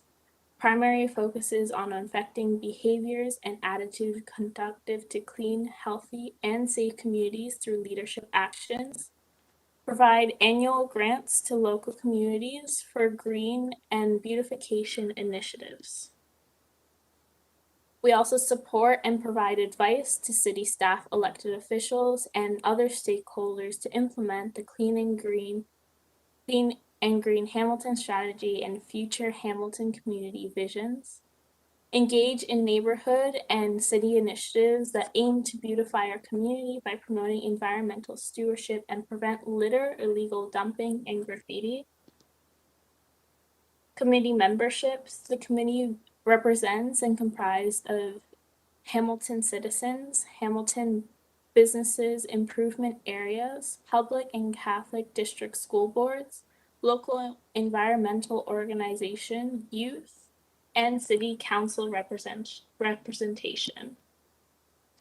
Our 4-year work plan. In 2019, the Keep Hamilton Clean and Green's 4-year work plan was updated in collaboration with Lure Consulting based on our current themes. Litter, which involves Team Up to Clean Up, anti-littering, and educating the public.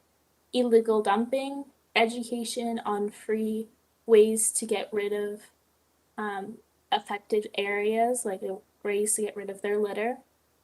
Graffiti, support and to get rid of graffiti around the areas and supporting green art. Beautification, depavement projects for more green spaces and pollinator and native plant gardens.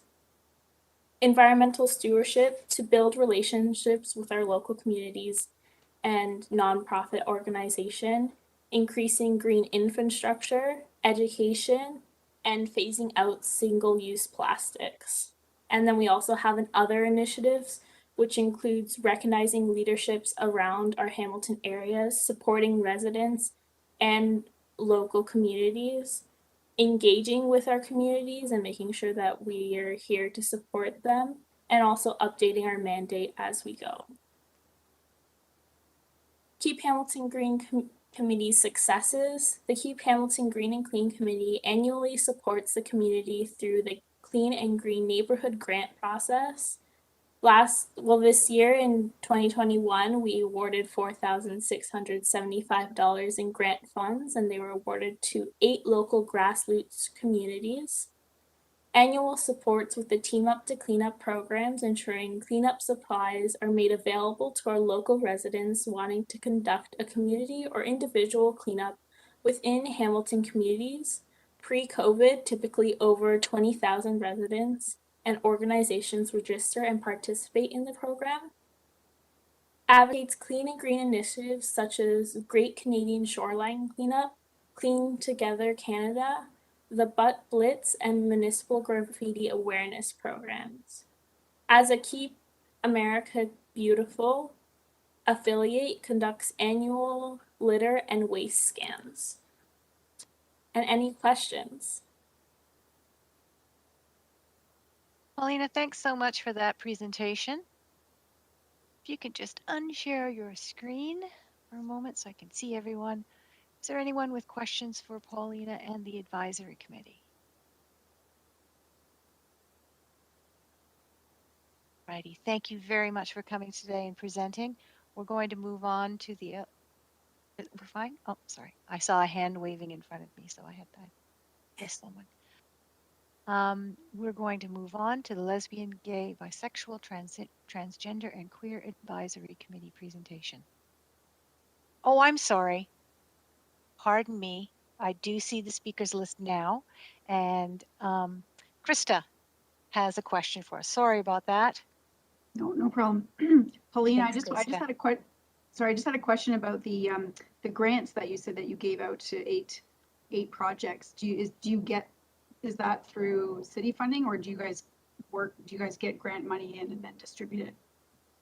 We do get grant money, so I believe we get $5,000. We got approved for $5,000 this year, and we go through grant award process. So we get application in, then we have a subcommittee who goes and reviews. I had the honor of being on the subcommittee this year, and it was a really nice process for me to be a part of for representing Hamilton youth.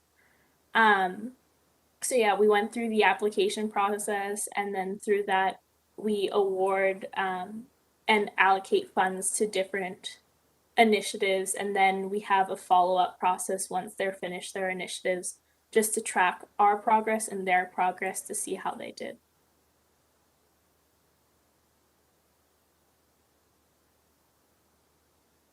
Krista, did you have a follow-up question?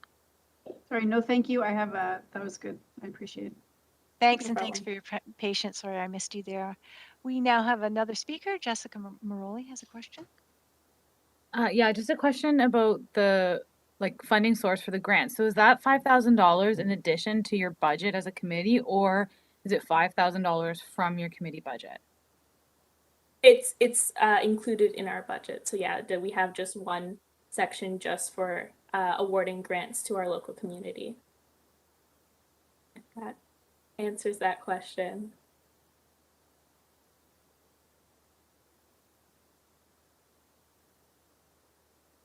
Jessica, does that answer your question?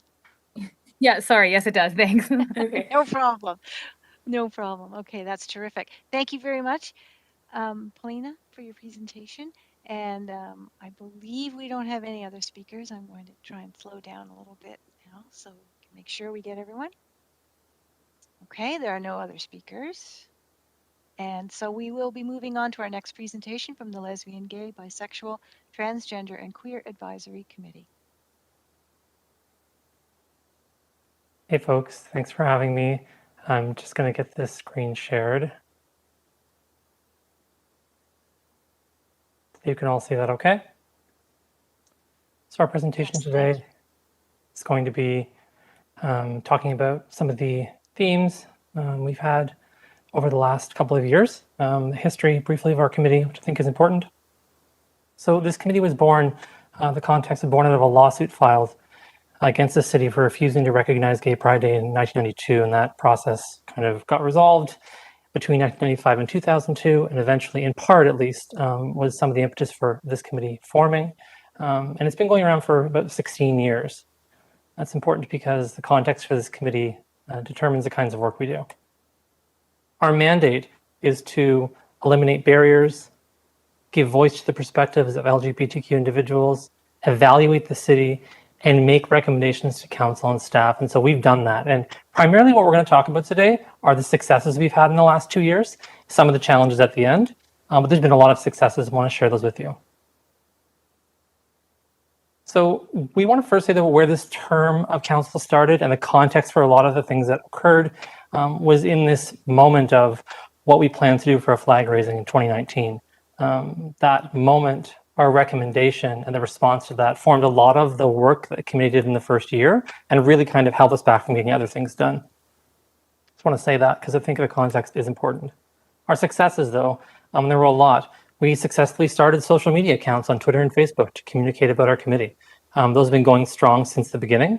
It's been a few years now, and they've been great at getting the word out, letting people know when our meetings are happening, and talking about our events.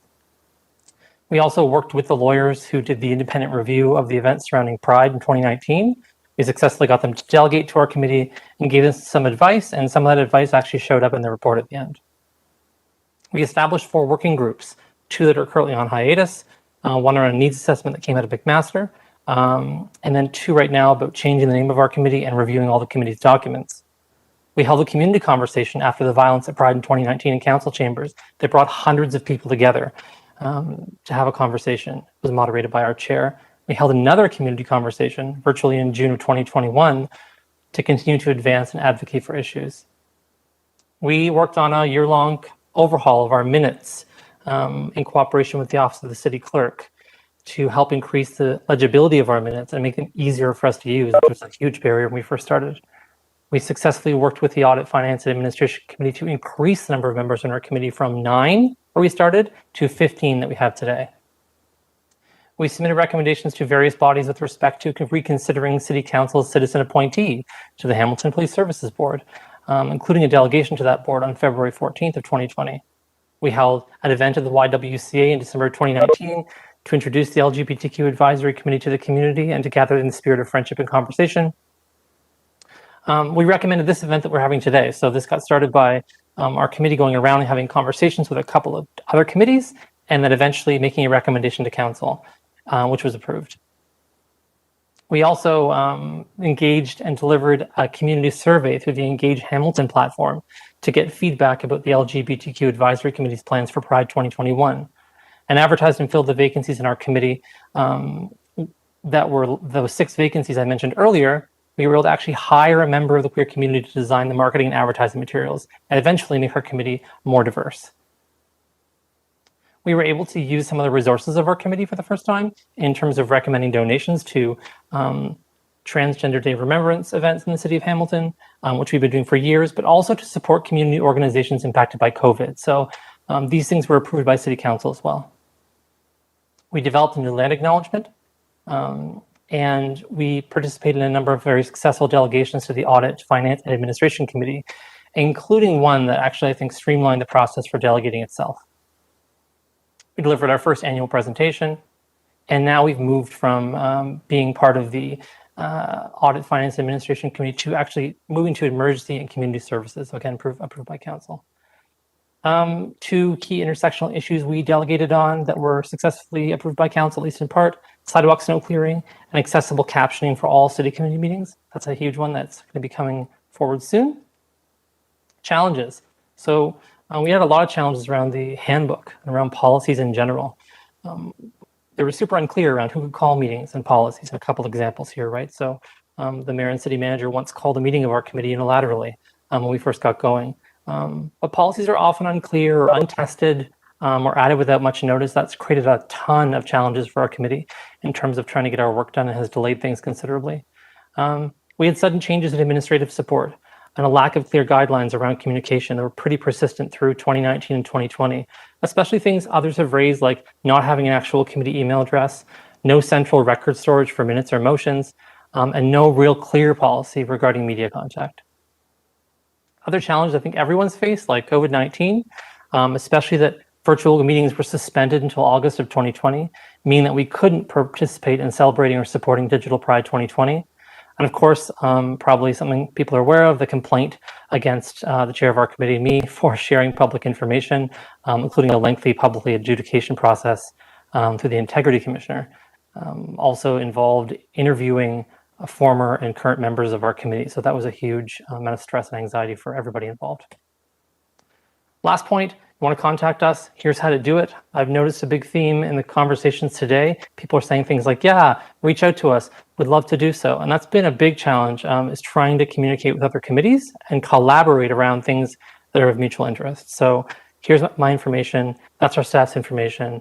Have questions, want to figure out how we did some of these things and you want to do them on your committee, let us know. Happy to help and support. Thanks so much for your time today. Cameron, thank you so much for that presentation. Do we have any other members who have questions for Cameron and his advisory committee?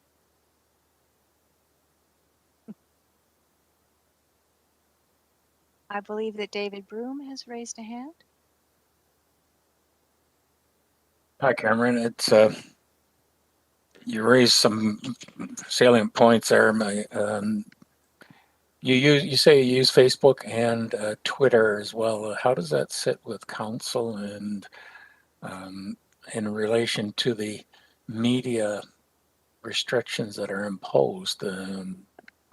I myself have gone through this as well, so I have some idea, but I don't know how you dealt with it and whether costs are associated with it, and does that come through your committee, or maybe you can enlighten us on that a little bit. Communication is a big thing. Yeah, I'll be honest. We have had a few staff supporting the committee over the last couple of years. And so when this issue first came up, we had a conversation with one of them and looked deeply at the handbook. And there's just nothing in the handbook about this. There are comments about media, but there weren't comments about what to do with social media. And so we took a very specific approach. And that approach is we don't offer any opinion on our social media. We don't follow anybody on our social media. It's a one-way kind of social media, right? So it just lets people know when our meetings are, what's going on, what our events are. We tweeted, for instance, today about the event that's happening right now on our social media. That's how we did it. There wasn't something saying we couldn't do it, so we didn't think we needed to ask, and the staff we spoke to at the time thought that was fine. So we've had it going for pretty much since the start of the term in May of 2019. So that's kind of the nutshell story. I don't know that there's been policies developed on that. I do understand your point, though, about the media policies. Those are super tricky and not extraordinarily clear because there are kind of two in the same handbook. Although I do know, of course, that the city clerk's office is going to be improving, or pardon me, updating the handbook soon, a process we're all supposed to be involved in. So I hope that we can get some things in there that will make this easier for us to both talk to others and to one another. David, did you have a follow-up? Just briefly, who administers your Facebook and your Twitter account? Is that by volunteer basis, or do you have a committee member that does it? It's a volunteer basis, yeah, and the volunteer is me. So yeah, I do that. Thank you, David. Thank you, Cameron. We'll move on to Chris Ritzma. Hi, Cameron. Thank you for your presentation and for suggesting this meeting. I was excited to talk about some of the challenges that we were experiencing and seeing if some of the other groups were experiencing as well, because I think that we all kind of volunteered because we wanted to provide our advice and our, I guess, quote unquote, expertise to the city. So it's appreciated that that we're having this meeting and that we're hopefully being heard for the things that we would like to continue to work on with the city. My main question is around, I guess, the media. I'm curious, I know that you've discussed with the media a couple times, and one of the goals of committees is to kind of keep the community updated. And in the case of the cycling committee is to advocate for cycling. At times though, at least as the chair, I've had different media organizations reach out to me for comment on different topics that the cycling committee is discussing. So I'm curious, and you know, I've always I want to make sure that they are aware of things that are happening on the committee, like your Twitter account does. But I'm always very clear that I'm not speaking on behalf of the committee, which is the only thing that it really specifies in the committee handbook, is that you can't speak on behalf of the committee, because I'm not making decisions for committee. It's a democratic vote process. So what has been your experience with talking with the media, and what at least is your, do you have any suggestions or things to focus on when discussing with the media? Because that's one topic that I suppose worries me a little bit, because I just want to provide information. I don't really want to get in any trouble, I guess. Yeah, I have emails from staff that talk about this subject all across the board. So I don't think there's a really terribly consistent answer yet. And again, I think the court case that's happening now is going to have an impact on how that turns out, frankly, to be honest. I think also the new handbook rules will have an impact on how it's going to turn out. What I've always tried to do is make it really clear in the interviews I have when I'm speaking on behalf of the committee and I'm speaking on behalf of myself. And sometimes I can speak on behalf of the committee because the committee clearly made a decision that the interviewer is asking a question about, right? They'll say, hey, can you tell us what the committee's decision on X was, right? I can give a really factual answer on that subject to them, saying like, oh, the committee's answer was X or Y. And in my experience, staff do not object in the communications department, who I've asked. I've never objected to factual answers like that being given if they're asked for. But there is another kind of process in the handbook you know about, which is saying if you want to contact me, you'll just put this form in or put a request into council. So about specific items and talking to external folks is discouraged. I mean, this is a really terrible answer, but what I'm trying to say is that be cautious, right?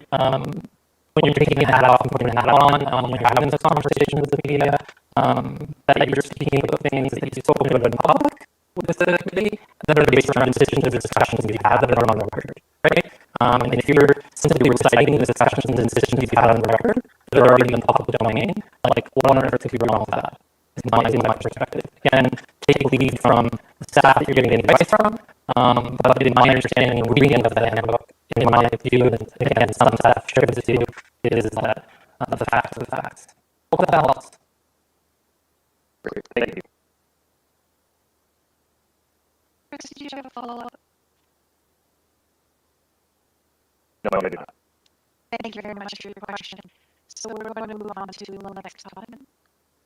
First off, I'd like to say thank you, Cameron, for helping to organize this meeting. Really important. I'd like to touch on the handbook. So Do you know the timing and the process for the updating of this handbook? Because this is the first that I'm actually hearing about it, and I'd like to give myself enough time to be involved in the process. Don't have it right in front of me, but from memory, there was a note sent to our committee. I'm not sure if it was sent to everyone, saying it was kind of a longish note, to be fair. And nearest to the bottom, it said something like, in the next yearish, there will be revisions made to the advisory committee handbook. Those revisions are also in some ways pending outcomes of other things. So when those outcomes occur, I think then also they'll be looking to do that. I know the Integrity Commissioner had said publicly that they were working to give advice to council about things to change in the handbook. But there's also been a promise in writing from the Office of the City Clerk that everyone on advisory committees will be reached out to. So I presume that will be happening in a way that gives time, similar to the kind of experience I think we all had when we were asked questions about retaining the videos or whether we wanted to be on video, which I think was handled in a timely way. I think that's the plan, but like I couldn't really comment. I'm not in the Office of the City Clerk, so I have no idea what their plans are, but that's the last thing I read. And it was probably last December when we got that, or this January when we received that information, if I recall correctly. If I may interrupt for a moment as the chair, but also as someone who's working in clerk's office right now, Lennox, the information, or rather the ask, was distributed to all the staff liaisons to distribute to all of the advisory committee members. That yes, clerk's office is continuing to work on updates on, for the handbook. No, we do not have a set date of when that handbook will be updated, but there will be an opportunity for advisory committee members to submit through their staff liaisons and through the work of their committee meetings, up suggestions for the advisory committee handbook. I hope that helps. It does. Thank you. Okay, you're welcome. Thanks for the question. I muted myself. I believe, Lennox, was that the end of your question? I don't want to cut you off. Terrific, thank you. So we'll be moving on to our next question from, and I believe it's Jessica Maroli. Hi, thanks. I don't know if this is really a question. It's just thinking about something you mentioned, Cameron, about making your comments to the public in line with what's on the public record. And I think one of the challenges, at least for us in the cycling committee, is that our minutes are very broadly written. So when we actually have debate over an issue, it isn't actually reflected in the minutes. And so with the meetings not recorded, even though they're over, like they're virtual now over video and they're not maintained, the only thing that's on the public record, like that people can access, are the minutes that are really don't actually reflect those debates. And so, you know, again, I think it's a challenge of what's advocacy, what's advising. It's not really clear to us what we can and can't say. And just relying on, well, it was in the public record is obviously not necessarily enough from the perspective of the people who are enforcing the rules on us. In terms of the handbook, I'm glad to hear that it's being updated. Something I've brought up at our committee is, I mean, there's a lot of academic research on how to effectively use participatory democratic processes. And that handbook needs to reflect those principles. And the main principle, one of the key principles, is that the committee members need to be supported in terms of training. So not just telling us what we can and can't do, but actually explaining the way that the city's structures work, how decisions are made, and what is the formal process through which things go. That needs to be included in the handbook. Just telling us, you know, we have to attend meetings and we have to follow Robert's Rule of Order is not going to empower the committee members to have the effect that they should be having if we're going to have these committees. Sorry, it's not a question, it's just a comment. Yeah, if I could just respond to your comment. You know, yeah, to the first point about the detailedness of minutes, yeah, like this has been a huge struggle in our committee and frankly, a real headache. So one thing we've done to get around that has been to create a summary document. You can check out our agendas from the last maybe 3 or 4 meetings. That summary document, when there's I guess you call them big discussions, salient discussions, important discussions, lengthy discussions, We have a separate document entirely where we summarize those discussions in more detail.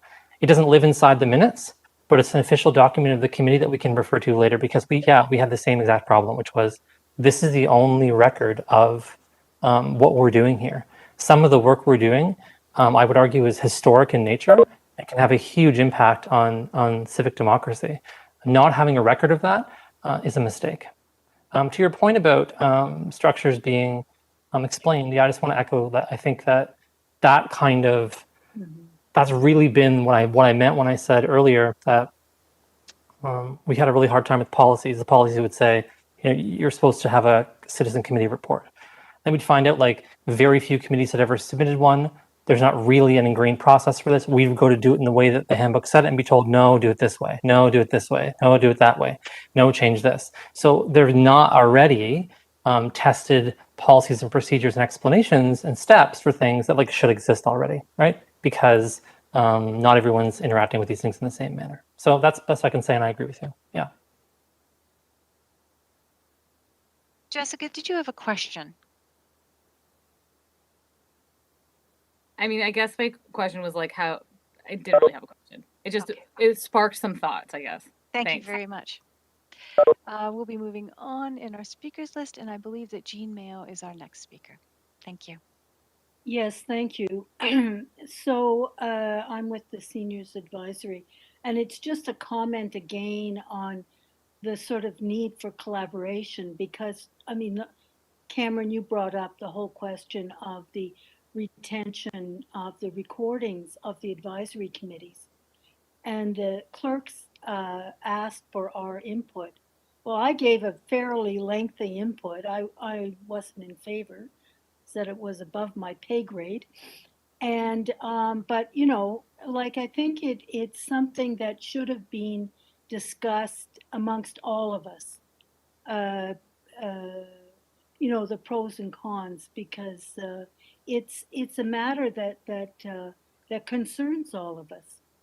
So, you know, again, it's just a comment on the need for collaboration amongst ourselves. Thank you. Thank you very much for your comments, Jean. Is there anyone else with a question? I believe that Dina has a question, for Cameron.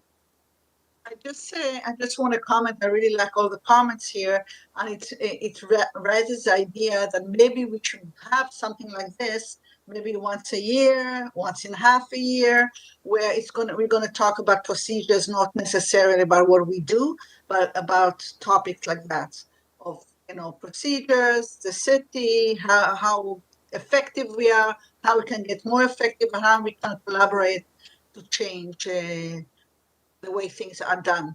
Just for that, if you could have that twice a year, that would be great. So that's my comment. Thank you very much, Dina, for your comment. If there are no other questions, we will move on to our next presentation. Okay, taking a look around. We will move on to the Mundialization Committee. I believe we have Anthony Macaluso.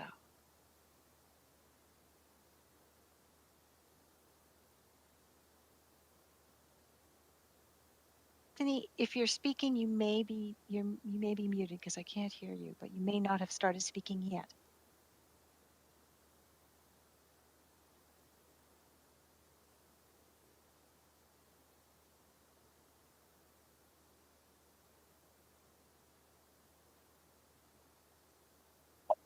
Sorry about that. It was sharing and wouldn't let me unmute. Hopefully you can hear me now. Well, that's a new one. Thank you. All right, I'll start sharing again.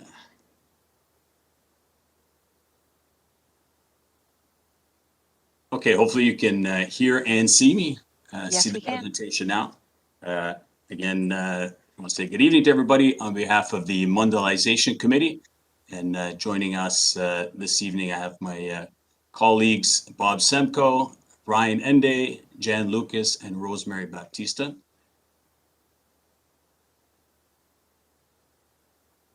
So what is Mundialization? A term that came out of Hiroshima in Japan after the devastating nuclear bomb was dropped there.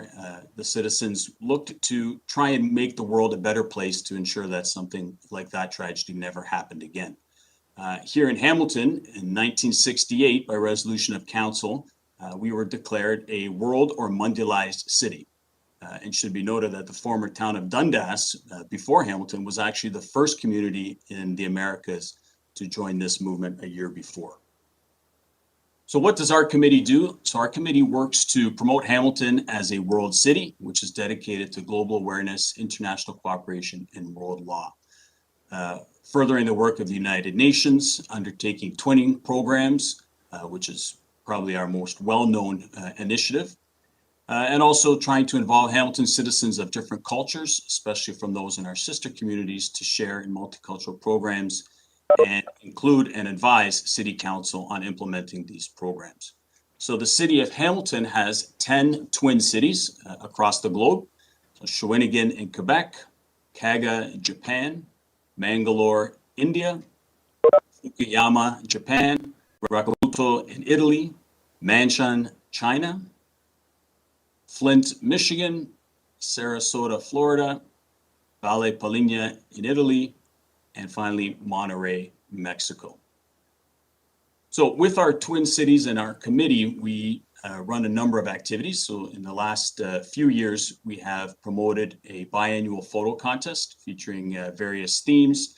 And this is a contest that is open to citizens not only of Hamilton, but to our sister cities across the globe. Our last contest in 2019 actually had an award winner from Sicily as part of our contest winners. We also award biannually a World Citizenship Award, honoring and recognizing individuals in our community who make a difference in promoting peace and the spirit of mondialization.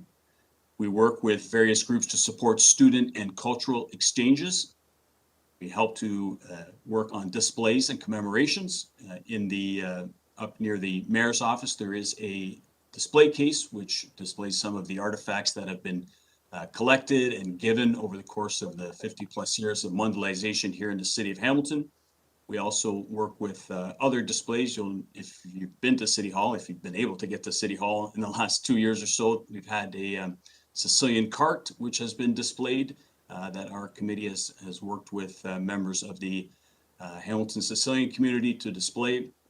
We've also worked on Kaga Park in Dundas, planting trees up at McQuestion Park with our Japanese exchange, and other commemorations throughout the years. And the other annual event that we participate in is the Hiroshima Nagasaki Memorial, which takes place in Dundas. So where do we want to go? Obviously, the challenges of COVID have impacted what we can and cannot do. But what we do and what we want to look forward to do is continue to promote our Twin City initiatives. And many of those are driven by community members who have attachment to those specific Twin Cities. We look to partner with other organizations to support peace initiatives. Again, made mention of the Hiroshima Peace Memorial. We've worked with the Gandhi Peace Festival, the Sicilia Canta community, as well as others. We also want to go further and continue to work on celebrating the diversity of our community, not just with our sister cities, but with our entire cultural, with all the cultural diversity of our city, and to promote that to our sister cities globally. And we want to, as made mention with others, we want to work with other committees and look for opportunities for synergy between what we are all about at mondialization and what you and your committees may be looking to promote as well. And we are definitely open to any and all ideas that will help to better our community for all, which is indeed what is at the heart of what mondialization is. That's it for my presentation. Happy to answer any questions. Thank you very much for that presentation, Anthony. Are there any questions about the Mondialization Committee?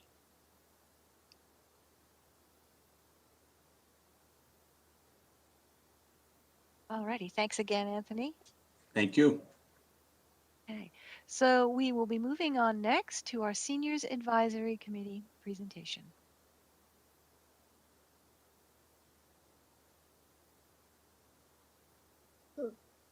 that's Lisa. Ah, good. Thanks, Lisa Machek, for sharing the slides. Okay. Problem. We ready? Okay. So I'm Penelope Petrie, and I am currently the chair of the Senior Advisory Committee. Can we go next slide? Okay, so the Senior Advisory Committee basically is designed to provide a forum for consumers and deliverers of senior services and facilities to identify issues, explore possible remedies, and work to implement them. Our committee size is up to 19 members. Currently, we have 17, and not all of our members are older adults or seniors. At the moment, we have 7 men and 10 women, and have a variety of backgrounds and interests. SAC is a full partner with the City of Hamilton and the Hamilton Council on Aging in the development, governance, and implementation of Hamilton's plan for an age-friendly community 2021 and to 2026, and Hamilton's plan for an age-friendly city 2014 to 2019. We were involved in having Hamilton designated as an age-friendly city, which is a World Health Organization initiative. The committee we have 4 working groups, very active working groups, and they are aligned with the objectives of the age-friendly plan. We have a communication group, elder abuse, housing, and getting around Hamilton. The Getting Around Hamilton group deals with all forms of getting around, walking, assisted devices, cars, and public transportation. We also have membership in external committees and groups such as Vision Zero, Our Future Hamilton, the McMaster Institute for Research on Aging, the Senior of the Year Awards Committee, the International Day of Older Persons Committee, and the Seniors Month Kickoff Group. Okay. Jean, I think you were going to redo the achievements. Okay, thank you. So I'm a member of the Senior Advisory Committee. And so our achievements, some of them have been, first of all, to add to age successfully to the Hamilton City vision statement. So it's the best place to raise a child and to age successfully. We made a presentation to council on transportation options in underserved areas of Hamilton. And that's a good example of making a presentation, but then, you know, for various reasons, right now, there'd be no follow-up. We've also, our committee on elder abuse placed safety information placemats for residents of City Housing Seniors Building in collaboration with the Hamilton Police Services. We've also revised the Senior Resource landing page on the City of Hamilton website. And we've collaborated with 211 for the dissemination of information of value to older adults. And we organized several workshops on pedestrian safety and Let's Take a Bus. And we also published housing options for older adults, a guide, and the resources for older adults, a guide that was done in collaboration with the Hamilton Public Library and at the time, the Red Book. And finally, in 2009, thanks to the Senior Advisory Committee, Hamilton is the only city in Ontario that has a Golden Age Pass, for which means that people over 80 can ride the HSR for free. Okay, thank you, Jane. So currently, our various groups are working on a number of projects. The housing group are working on heat mitigation strategies for older adults, especially after this last summer with the extreme heat. We're developing workshops on housing options and financial literacy for older adults in collaboration again with the Hamilton Council on Aging. In collaboration with Hamilton Police Services, we're developing safety videos for the CCTV networks in city housing seniors buildings. We're continuing to work with the Hamilton Public Library and 211 to ensure optimal dissemination of information relevant to older adults. And we're working on a series of Let's Get Moving workshops, again, in collaboration with the Hamilton Council on Aging. We're revising our Let's Take a Bus and Let's Take a Walk workshops, which we have given in the past, and developing Let's Drive a Car and Let's Ride a Bike. And also members of our committee have also been have actually given the workshops in the past.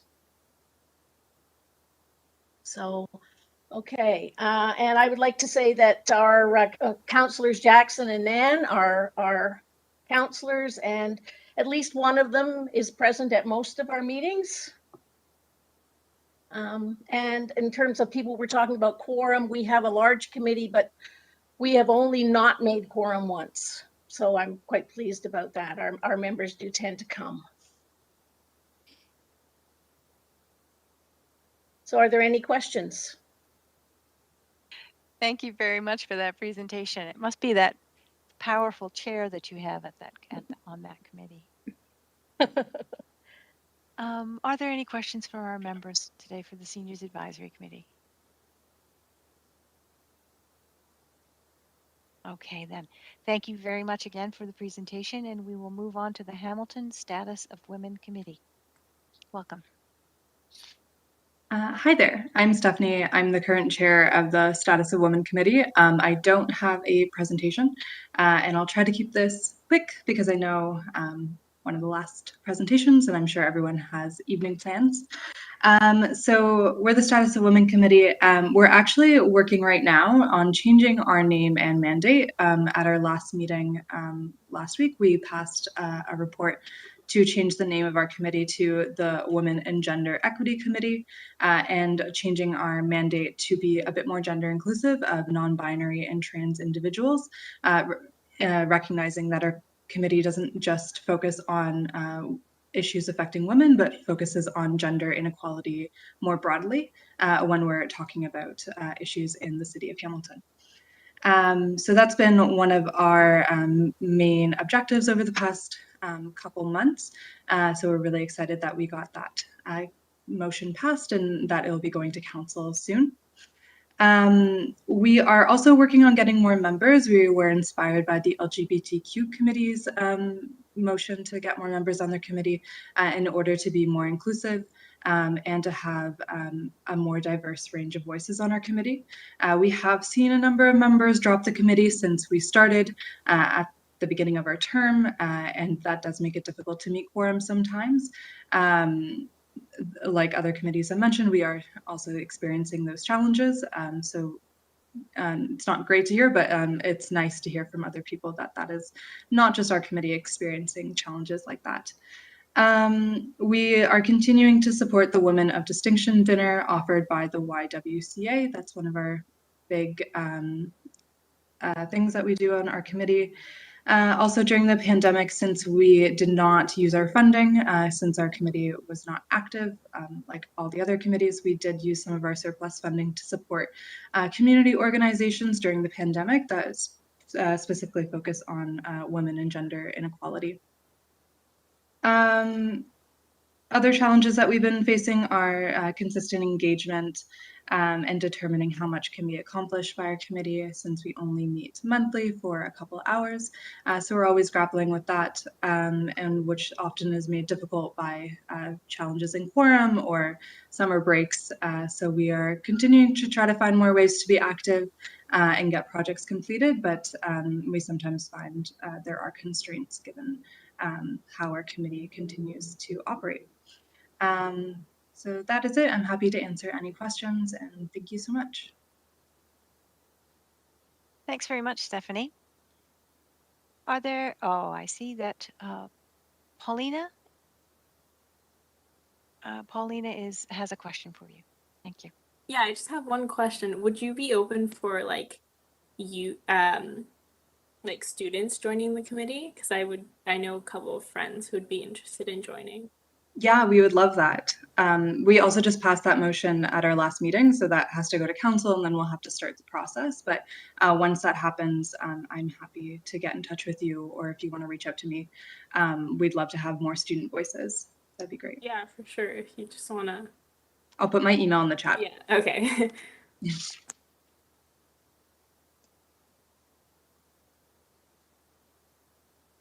Still forgetting to unmute myself. Are there any other questions for Stephanie?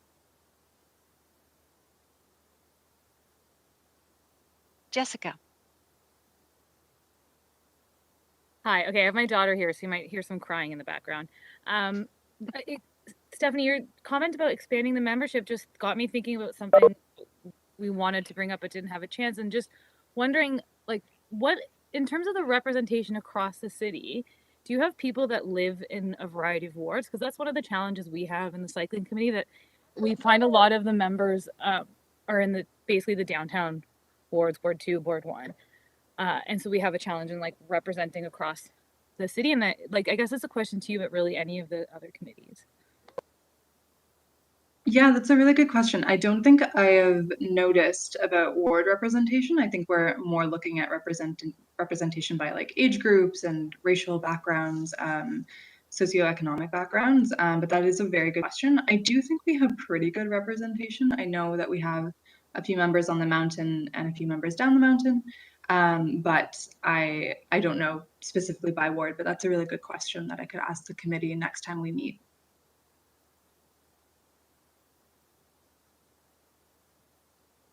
Are there any other questions for Stephanie?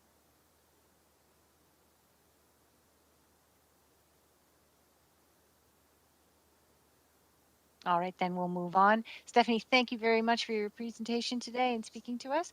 We will now move on to the Hamilton Veterans Committee.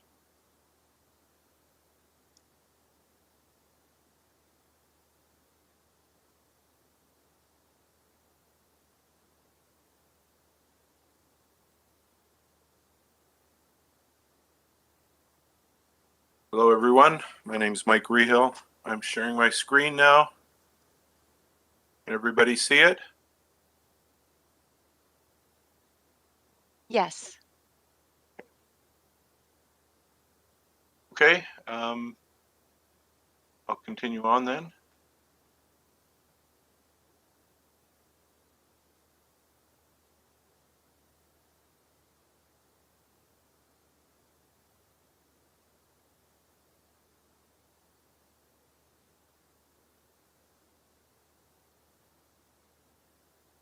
Did that move? Yes. Okay, good. So I'm not going to completely read this, but we report to council, and basically the Hamilton Veterans Committee advises the City Council on all matters regarding veterans, as well as providing input on projects and issues that are concerned to Hamilton veterans. We've also taken on due to the large preponderance of Army, Navy, and Air Cadets in the city, we're trying to maximize the engagement of youth in remembrance activities. So as some of you may or may not know, a veteran is anybody. A veteran doesn't have to be somebody that fought in the Second World War or the First World War or the Korean War. A veteran is anybody who signed on the dotted line saying they would serve their country and has completed basic training and served for at least a year. So that pretty well opens up and that's the government's definition of a veteran. Basically, we provide direction, coordination, and funding for the Hamilton Remembrance Day Parade on November the 11th. We also coordinate the Garrison Parade, which is the second Sunday, Remembrance Sunday, second Sunday in November. We also coordinate Decoration Day in June, and we help the Royal Hamilton Light Infantry coordinate their DF celebrations, the commemorations in August each year. The Hamilton's Veteran Committee is the only citizen committee in Canada that advises municipal council. Only Veterans Committee that advises a municipal council. So these are some of our digital community programming endeavors. We did last year a cadet youth engagement. The cadets actually did some research on Hamilton heroes, people in Hamilton Cemetery who are buried there. And they did quite a nice job, actually. And there's some YouTube videos out there as well. And also there's an example on the right of our DF Memorial. And we, because of COVID, the last, since I guess year and a half, we've been live trying to cut down the number of ceremonies where there'd be large gatherings of people, and tried to do it digitally. So we'd have smaller people, not smaller people, smaller amount of people doing the actual ceremony, but we would broadcast it to the greater.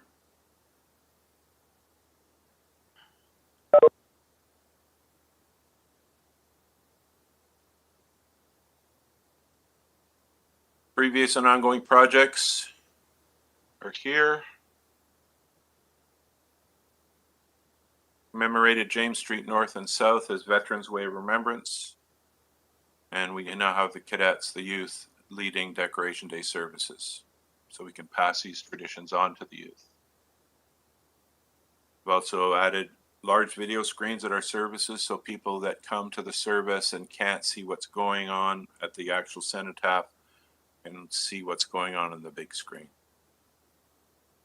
Our future goals are to continue to work with veterans organizations across the city so as to establish one common voice for all veterans at the City of Hamilton. We're also trying to expand our engagement and education of youth in our city on the sacrifices made by veterans in order to preserve their legacy. And we're also ensure veterans young and old from every branch of service are recognized in Hamilton. The committee would like to thank the Hamilton City Council for approval to expand our youth engagement as part of our mandate for its HSR waiver for buses chartered for HVC hosted events. And that would include a lot of seniors as well. For its continuous support of veterans-related issues and for waiving parking fees for veterans in city lots as long as they have a veterans plate. And that is my presentation, ladies and gentlemen. Thank you. Thank you, Michael, for that presentation. We have a speakers list, and our first speaker is James Kemp. Hello, Michael. I have one comment and one question. First of all, my comment is I love the screens. My son is an air cadet. He's a flight sergeant. We're always at the very back at the Garrison Parade, and we can never actually hear what's going on. The screens are great. So that really helps out things a lot. But my question is, if you guys space out the parade more, would you still be able to continue the parade this year? That's what we're wrestling with right now, and then we've actually got a meeting tomorrow night. So there's all sorts of problems. The bands can't play. Oh. Right. So Okay.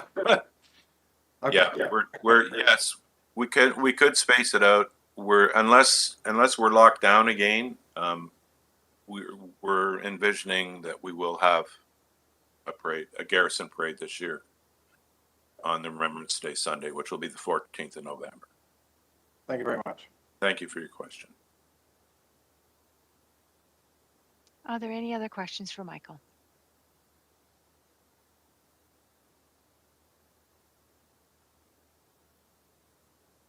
Michael, thanks again for your presentation. Thank you. And now we will move on to the Waste Management Advisory Committee. Hi there. I'll ask Michael to, there we go. Thank you very much. Probably a bit of a delay here at City Hall. I see Kevin Hunt is joining us with his presentation. Okay, can you see the presentation now? I certainly can. Okay, it switched on my screen, so I don't see as much. Yes, Okay. of course. Is it moving? Did it move for you slightly? You just did. Yep, Okay. slightly. Perfect. Okay, so I'm Kevin Hunt. I'm on the Waste Management Advisory Committee as a citizen. Just to go over the Waste Management Advisory Committee, we have a mandate. The mandate's to provide guidance and direction for the implementation and maintenance of the city's long-term solid waste management master plan. We also provide input on the preparation and implementation of other city solid waste management initiatives. Through the Public Works Committee, there's advice going back and forth to council and through the committee, through our group. And we receive feedback, we provide feedback, and it's advice and direction as appropriate. The picture's quite appropriate. So you got your blue box, your gold box, your green cart, and your garbage bag. The Waste Management Advisory Committee, the core membership, Maria Pearson, she's our chair, long-term chair. John Paul Danko from Ward 8, and Narendra Nan, very strong councillors that are always there at the meetings, always providing good input. I'm a citizen representative, and Linda Liazik is also a citizen representative on the committee. The city's waste management division is also always present, so it's actually quite a large group at the meeting room. They provide administrative support for the Waste Management Advisory Committee. Some of the committee activities. So the committee assists in the implementation of the city's 2012 Solid Waste Management Plan and the 2020 Solid Waste Management Plan action items. Currently, the city has a 65% waste diversion target, and the current diversion rate is sitting at 42%. So there is some work to be done. The Waste Management Advisory Committee provides input on actions to achieve the city's solid waste management plan. Some of the guiding principles. The city must lead and encourage the changes necessary to adopt the principle of waste minimization. The Glenbrook landfill, it's a very valuable resource to the city. It's something that would be very hard to replace, and we need to maximize its lifespan. So the city must minimize residual waste and optimize the use of the city's diversion and disposal facilities to maximize this valuable resource. The city must also maintain responsibility for the residual waste generated within its boundaries. The committee has activities so that we provide input on solid waste management initiatives. First part's waste collection, waste facilities operation. The picture there is actually of one of the newer trucks that you'll see on the mountain that are natural gas powered. Waste management planning, such as new waste projects and legislation. This picture is interesting because it shows the updated green cart that's gone to the mid-size version. There's a small, mid, and large size, depending on your needs. And you can also see the additional waste receptacle, basically for all our leaves and yard waste. And that's a separate stream, and it's providing actually some revenue back to the city. Our final part is promotion and education strategies. Where the committee actually shows up is in your mailbox. Our culminating activity, I would call it, is your trash tags and the information pamphlet that you receive once a year. And that basically is a quick summary of the Waste Management Advisory Committee. Thank you so much for your presentation. Okay. We have a question from Lennox Toppin. Thanks for the presentation. I just wanted to be sure, are there only two citizen advisory committee members?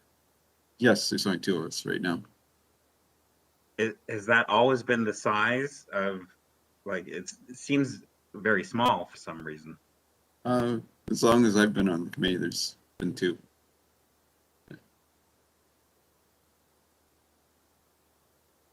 Lennox, did you have a follow-up?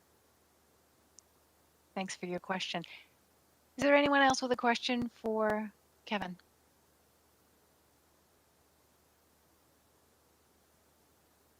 All right then. Thank you very much again for your presentation. We will now vote on receiving the presentations today. We did have a mover and seconder. So I will ask if there's anyone opposed to the receiving of today's presentations. Either wave a hand or speak up. I believe, okay, I'm getting a thumbs up from Rain, if I'm saying that correctly. And you are muted right now. So I take it you mean you're okay with receiving them. You're not, in fact, Exactly, I'm opposed in to favor. receiving. Thank you very much. Okay, that's terrific.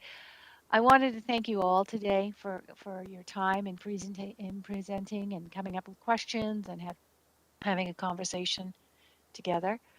Our last bit of business is the motion to adjourn. So may I have a mover and seconder, please, to adjourn today's meeting? I see Hi, Bob. Marjorie, I'll move it. I see Marjorie. And I see Bob Semko. Is there anyone opposed to adjourning today's all advisory event?